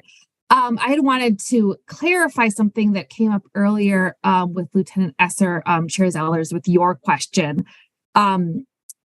Prior to being your land use attorney, I was 10 years as a municipal prosecutor, including a year as the lead prosecutor. So in terms of the noise control ordinance that we were talking about earlier, Chair Zellers, you had the question of, is there a threshold for what is too loud? That doesn't exist in the ordinance. There's not a decibel level associated with it. It's entirely within the context of the noise that is happening. So a noise that might be unreasonably loud might be different at 3 a.m. on a Tuesday than might be at 5 p.m. on a Saturday. So there is not going to be a line for where noise is too loud or not. So I just wanted to clarify that since you had a number of questions on that. Okay, so can I ask a follow-up then with that? So would it vary by parts of the city? So, for example, if there were a lot of families with young kids around and there was a lot of noise, would that be different than in Alder Hex District, for example, downtown, where there are not young children? So does it vary by part of the city? So the way the ordinance is written is that it is noise that tends to be unreasonably or excessively loud to the persons in the vicinity, which is also speaking to why it's a challenge to prosecute noise complaints if the neighbor does not want their name attached to it, right? A lot of the times an officer is going to arrive and might not hear the same thing that was reported during the call for service earlier. it creates a real challenge for enforcement, even if it's a chronic issue. So yes, it is relational to the persons who are in the vicinity of where the noise is being generated. That is quite complicated, though, because you don't want this to be unfairly or unequitably enforced in different parts of the city, even though there are different neighborhoods to which that threshold is going to be different. Noise complaints are a challenge. I prosecuted them for 10 years. There isn't really a fix for it that is going to be, I think, answered in a question and answer session for when is a noise complaint or when is a noise ticket appropriate. It's really hard. So yes, that's a long-winded way of saying it is relational to the people who are in the vicinity of the noise. No, I think that's to be candid about that there's not a ready way to address these to people's satisfaction is a good thing to acknowledge that. So thank you, Kate, for coming on. Alder Evers. Thank you, Chair. I have a couple of questions, more than a couple, I think, but I'd like to start with Katie, please. Katie, you mentioned that in the cities that have rescinded their family definition occupancy restrictions, that there's nothing in the professional literature that gives us any indication about negative consequences, unintended consequences. I think that's what you said. Have you had any conversations, or has Matt Tucker, has your I guess your boss, but have either of you had any conversations, say with zoning administrators or city staff or policymakers in cities like, let's say, Iowa City or Ames, Iowa, or Des Moines, Iowa, or cities that have had these changes? And then do we have any, at least anecdotal information that would perhaps be useful for us to be able to be aware of if we should go ahead and rescind and change our ordinance? Any of those conversations, have you reached out to anybody in these cities to find out, what happened? I think that's directed to you, Katie. Yes, we had pretty brief conversations with several communities. I'm trying to remember the one in Iowa that is the Big Ten community. I'm sorry. It's been a long day. Iowa City. Thank you. Remember if it was Ames or Iowa City at the moment. A lot of what these communities do is they use rental licensing to address some of the concerns. And like we've discussed, we're not able to do that in Wisconsin. But I could have some additional conversations with them. They didn't raise any red flags as we talked about it kind of generally. Okay, so you spoke with one city in Iowa. Any other cities that have rescinded this ordinance that you've spoken to? I think you mentioned the Twin Cities. Is there anybody else? Yeah, Minneapolis. St. Paul changed theirs to 6, I believe, last year. So those are both quite recent changes. So they didn't have a lot to share at this point. Others, we just spoke generally about their experience. But most other Big Ten cities, if you look at that list, still have something on the books. Right. Some limit. Well, thanks. Okay. Well, super. I'm going to, next question's for Matt Tucker. Hey, Matt, could you review a little bit about the reason why we had a small cap TIF program in Greenbush, whether it was effective, and was there a sense of the city 5 years ago that some kind of balance between owner-occupied properties and rental properties was actually desirable, and that was it thought to be out of balance? And is that the reason why we did the small cap TIF fund? Well, I'm going to tap my other Matt Wachter on this one a little bit, Matt, if you can. But I could start just because I was involved in a lot of the loans that came through.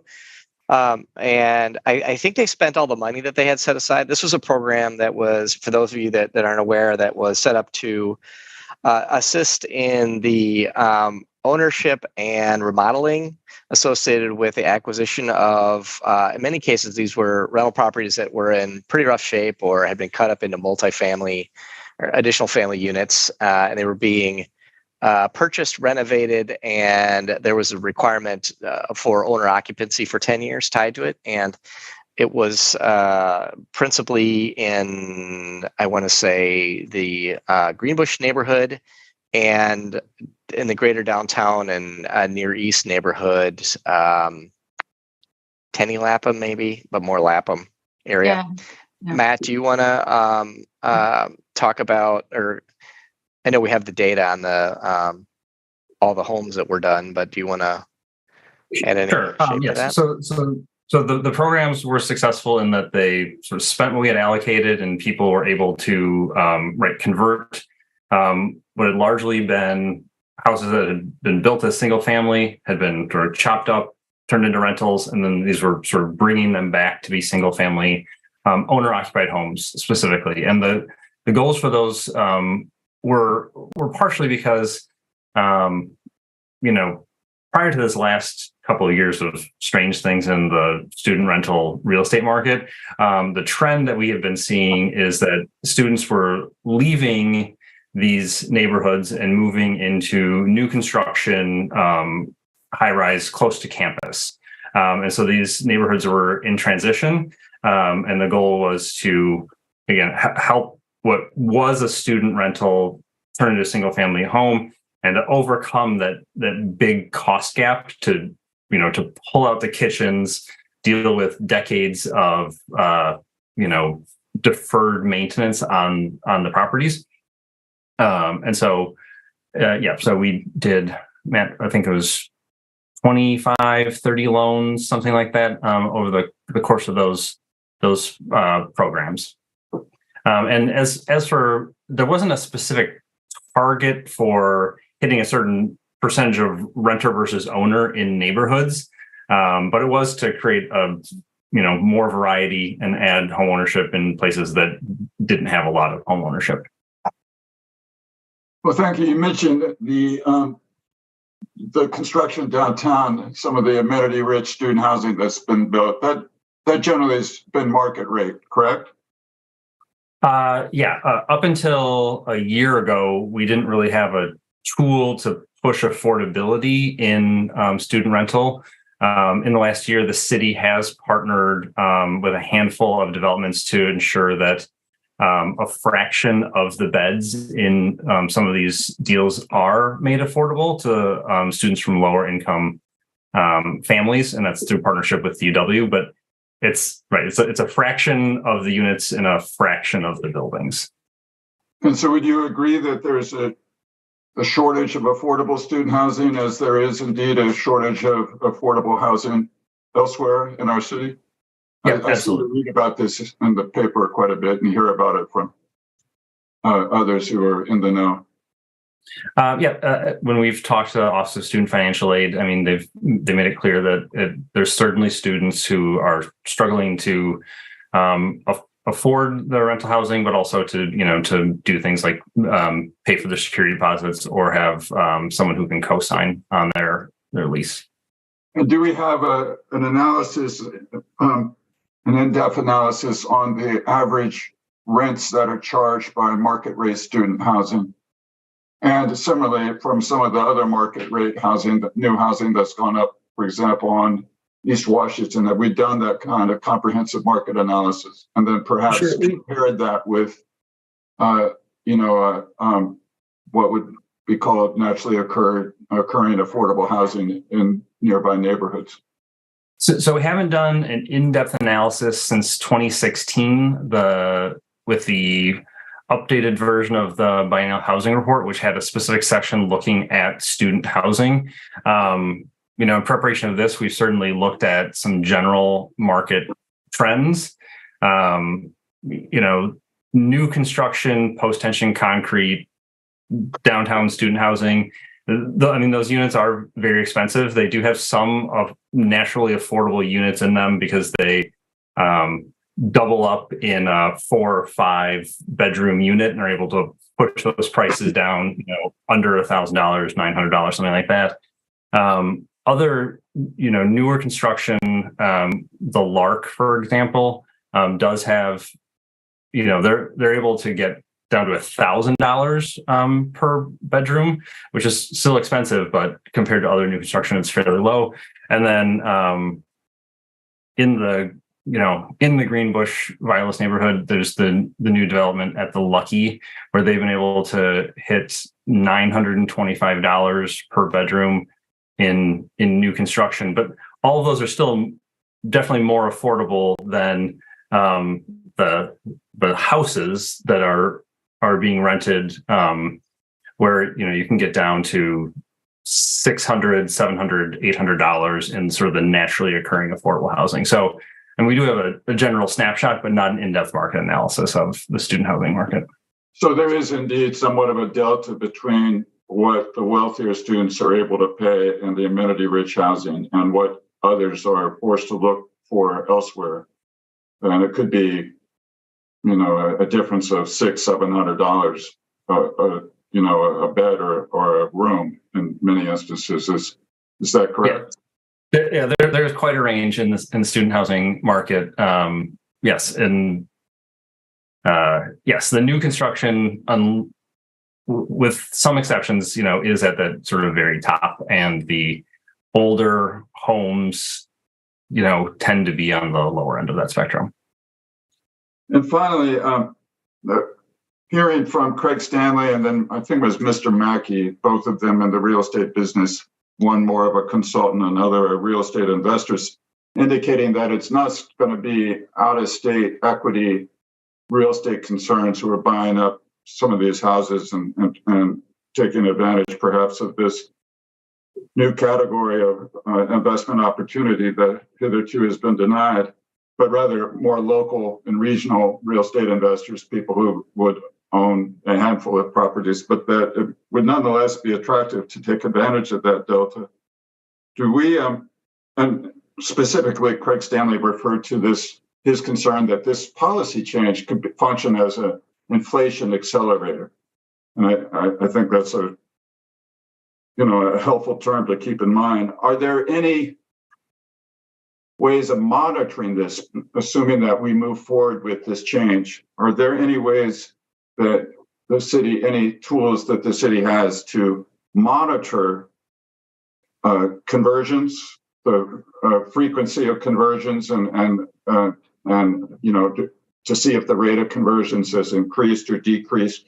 Who is buying them? Are they?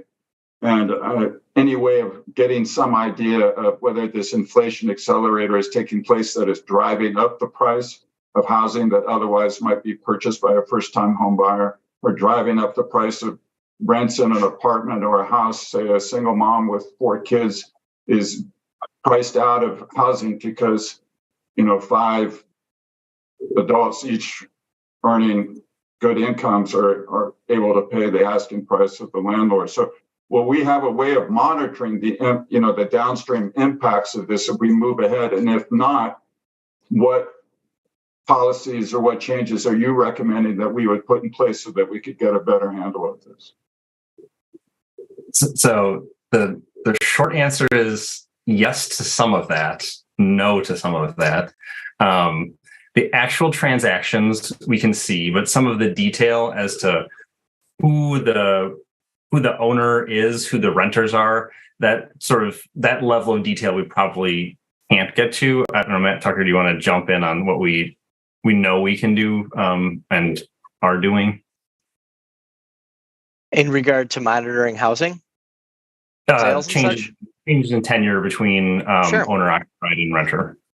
Yeah. So we can collect that data. Part of the data collection that we have gone into with this effort, we captured all of the sales data. I think going back to about 2000 for some of these near campus neighborhoods to see who the housing turnover in some cases, though, we're looking at 4 or 5 or 6 sales on a property. An LLC often is identified as a non-owner occupied, but not always, but probably 95% of the time when you see an LLC, you'll see that is a non-owner occupied, or a scenario where the address doesn't match the parcel address with the sale. You can see if that property has turned over. I can just tell you sort of anecdotally, as I've been investigating some of the places in the Greenbush neighborhood, I stumbled across one that I lived in as a student that's now owner occupied. That was just an anecdote, though. Like I would need to actually go through and really search that data and sift it through to determine if it was indeed, or if there are several of those conversions from rental to owner occupied or owner occupied to rental. But we do get that data. The assessor's office gets it on a monthly basis, so it's reportable data that we could capture and study. Oh, and I'm sorry, Tag, I didn't mean to cut you off. We also require rental property registration, and that is that is where a new rental property needs to register a responsible party with our office for emergency contact purposes only. So that's another tracking mechanism. Thank you, Matt. Did you have any further questions, Alder? Yeah, just one, and I apologize for asking all of them at once. Back to the concept of functional family, and I realize that there's some privacy concerns about how you go about this, but there are privacy concerns with our current ordinance, of course, and it kind of depends on what criteria you're emphasizing here. Have we talked to any cities that have a functional family definition, and how have they dealt with the enforcement? Or are we just reading about this in journals? I'm curious if we've reached out and talked to the policymakers or the city staff in those cities. I haven't. I mean, I've just read the story about the what is it? It's like in Connecticut, the 11. There were 3 couples and 2 singles. That is the poster for the functional family, and the stories of sort of like proving that you bought that sour cream together or something like that, or own that furniture together, that kind of stuff. Katie, have you spoken with anyone? No, it was relatively rare to have this functional family thing. I know Ann Arbor, you have to go through a special exception process. So kind of like a conditional use to get granted permission to be a functional family and go above their limit otherwise. And I did see that in some other communities. But it didn't seem to be a particularly common approach. Okay, thank you. Thank you, Alder. Are there further questions of staff?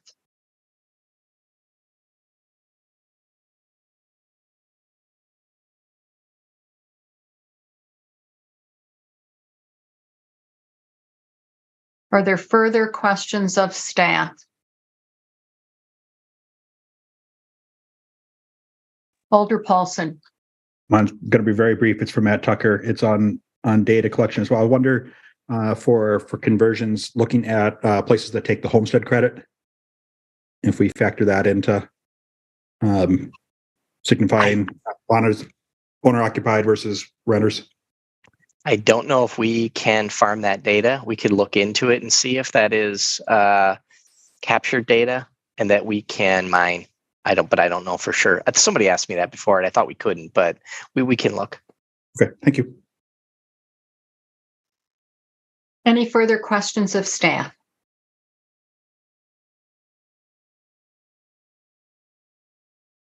Seeing no raised hands, is there a motion?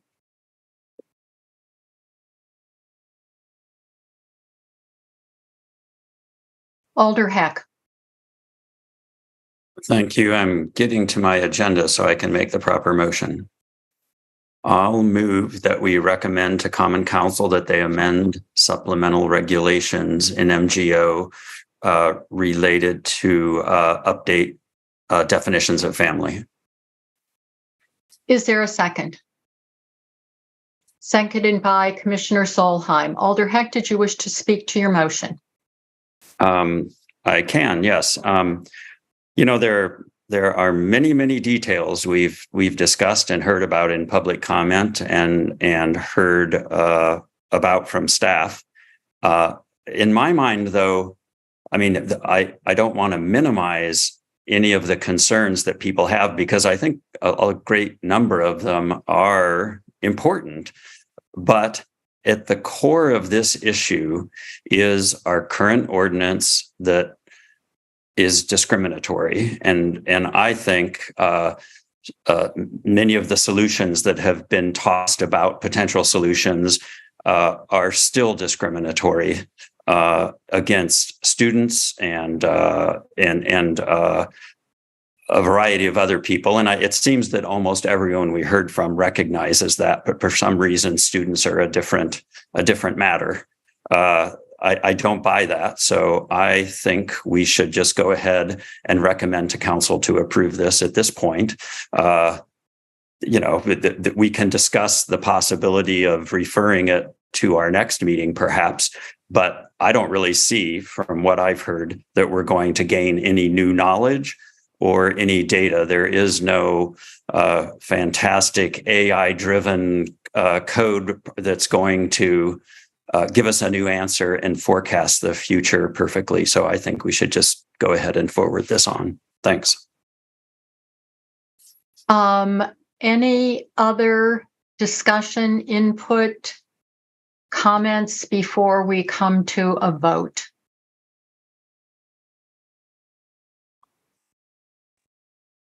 Alder Paulson. I'll defer to Alder Evers for just a second. Okay, Alder Evers. Thank you, Chair. I would suggest perhaps then that there also be some recommendation about some monitoring of this policy that we would include in whether a resolution form or you don't amend the ordinance to do that, but there needs to be, I think, some follow-up where staff is taking a look at this to see what any impacts are downstream, and perhaps you could recommend that. I think we're talking about a complex problem that has multiple frames, and depending on how you frame this influences how you look at the problem. And that's because there are competing, if not conflicting, policy goals that are at stake. It's not, in my mind, as simple. That often in policy issues, as you know, it's never as simple as it seems. So if we're to move ahead with this, I think it would be responsible for us to ensure that there would be a monitoring process that would take place that we can try to address with any unintended consequences. So I'd ask that you would put that forth as well. Thank you, Alder.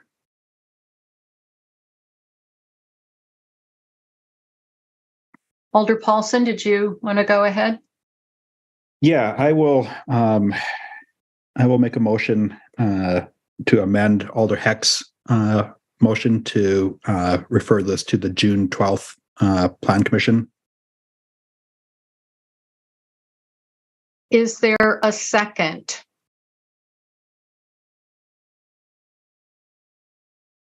Is there a second? Fails for lack of second.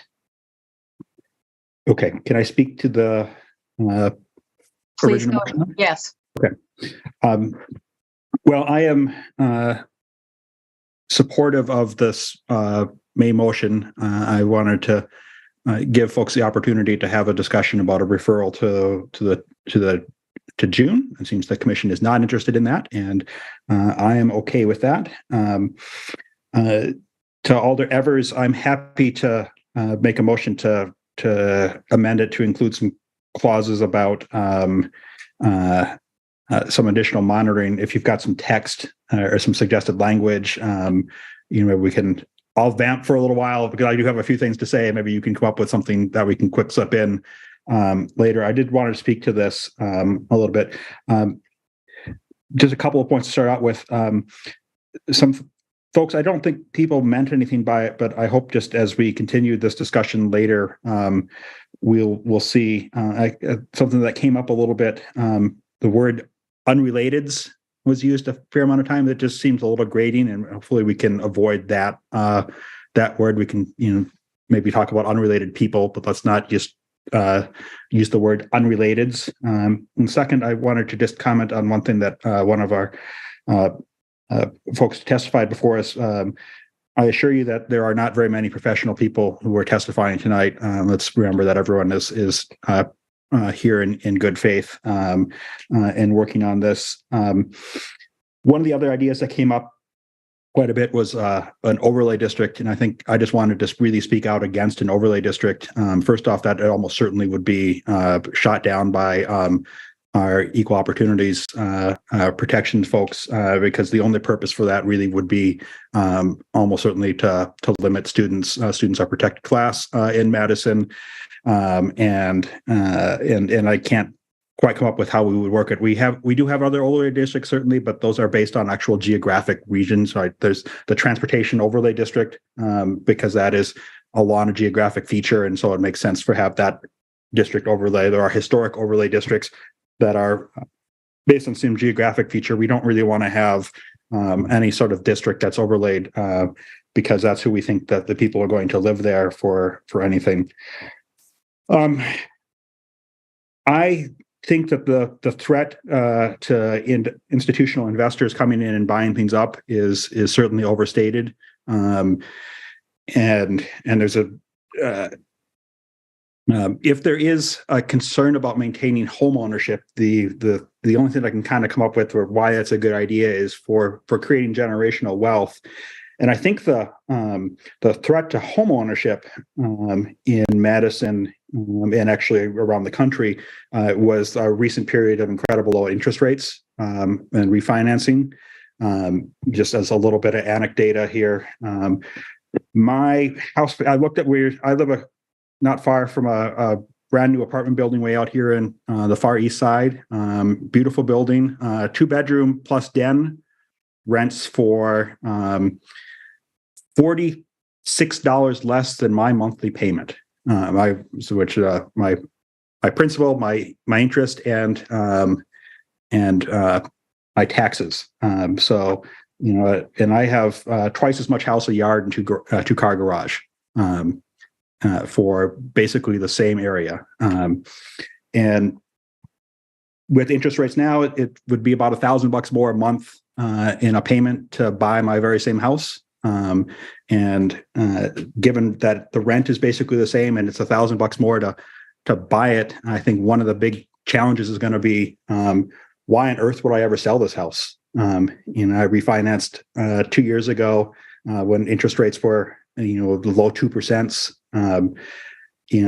I think there are going to be a lot of people who, when they decide to move for whatever reason, if they have the ability to buy a new house with a new down payment, they're going to look at this and say, why am I going to give this up? I'm going to stay in it. And it has not, and given how much it would cost to buy this house and the challenge for people to have income to do it at the, incredibly new inflated rates and interest rates, I think we're going to see people renting to families because families can't afford to put together a down payment and to make that sort of payment, especially if they've got kids and they got to pay for childcare. So it's going to be just cheaper to rent a house. And I think we're going to see a lot of that. So that, I think, is the main challenge, not so much this twiddling of the family definition, which is mostly just to, I just don't think it's the principal concern. I think the real challenge is going to be the rapid increase in Madison housing prices, the stickiness of housing prices, and now the tripling of interest rates and the dramatic increase there. And then just in the abstract, as the city changes, as the city grows, I think we're going to have to reckon as a city that single-family housing downtown is probably,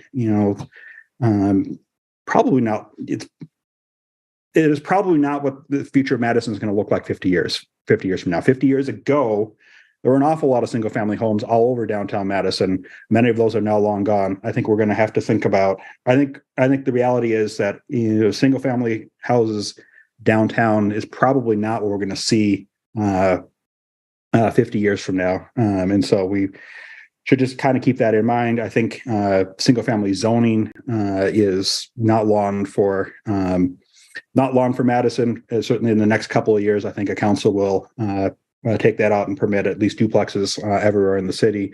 And then after that, I think, single family homes downtown, a couple blocks from the Capitol, I'm not sure that's going to be something that will continue on. And, in big cities, that's how it works, right? In Madison, whether we like it or not, is going to become a big city. So maybe not in my lifetime for a complete conversion, but somewhere down the road, it's gonna. So that's a whole lot of rambling about the future of how housing is changing, and I should connect it all back to the actual issue in front of us because it's late. I think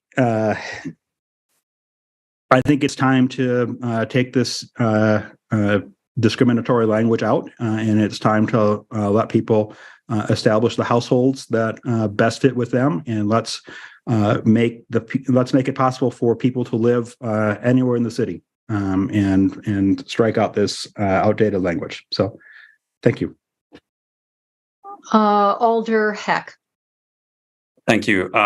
I just wanted to say, I appreciate the intent of Alder Evers' suggestion about some follow-up work being required. I would recommend that Plan Commission not take that on because we don't really have any language in front of us, and that be something we consider at council. And I'd be willing to talk with Alder Evers about that in the future. Thank you all. Yes. Commissioner Solheim. Actually, Alder Heck just addressed my comment. I was going to suggest that Plan Commission focus on the amendment and that future monitoring be dealt with by council. So I'll just say thank you, Alder Heck, for your motion. And I think Alder Paulson also raised a lot of great points about the threats to homeownership.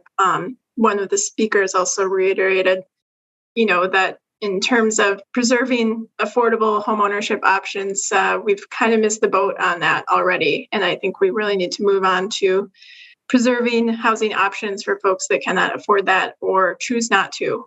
So I am supportive of this motion and the amendment. Thank you. Thank you, Commissioner. Commissioner Spencer. Thank you. I just wanted to mention with the reporting, I agree with Alder Heck and Commissioner Solheim on that, and all of the points that Alder Paulson had made. So thank you for that. Just for the reporting and the monitoring, I don't know if it's worth, I just want to put in, the council's mind if they're taking this over, just to think about inferring a relationship at the start of a policy. We already heard from our staff real estate expert that it's really hard to, make causal connections. And I just don't, we had high prices in real estate and inflation without implementing this policy. And, the real estate market just sort of rolls ahead with or without policy changes. And I'm just really concerned about, somebody making inference that something negative happened because of this policy and, putting a date on that. That's my only comment.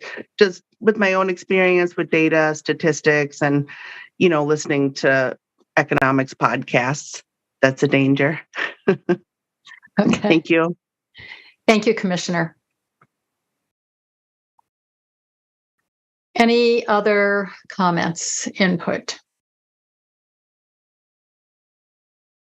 Seeing no raised hands, we will come to a vote, and I will assume unanimous consent unless I see a raised hand to object. Seeing no raised hands, motion passes unanimously. Moving on, is there any business by members?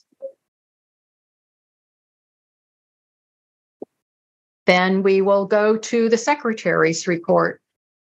Heather. All right, thank you, Chair Zellers. Looking back on the last council meeting, the council did act in accordance with all of the Plan Commission's recommendations on rezonings. And then forward to our February 27th meeting, really the main batch of items on that meeting has to do with the implementation measures for the Odana area plan. And so we have a collection of proactive rezonings and official mapping that will be before you, all related to the Odana area plan. And then 2 zoning text amendments that I'll mention as well. One is the elimination of a residential point system for the downtown residential districts. And then the second, which was part of which was the subject of one of our recent special meetings, is a series of changes to the downtown height specifications in the zoning code, which include the incentive for affordable units with additional stories being allowed. So that will be before you on February 27th. And then looking forward to the March 13th meeting. I think the main focus of that meeting thus far would be the proposed reading at 1601 to 1617 Sherman Avenue. And that will be, I think, probably the most significant discussion that evening. Looking forward to those meetings. Thanks so much for all you do, and we'll see you soon. Thank you, Heather. With that, I'm looking for a motion to adjourn. Moved by Commissioner Solheim, seconded by Alder Paulson. And I will assume unanimous consent unless I see a raised hand to object. Seeing no raised hands, we are adjourned. Thank you all, and see you on February 27th.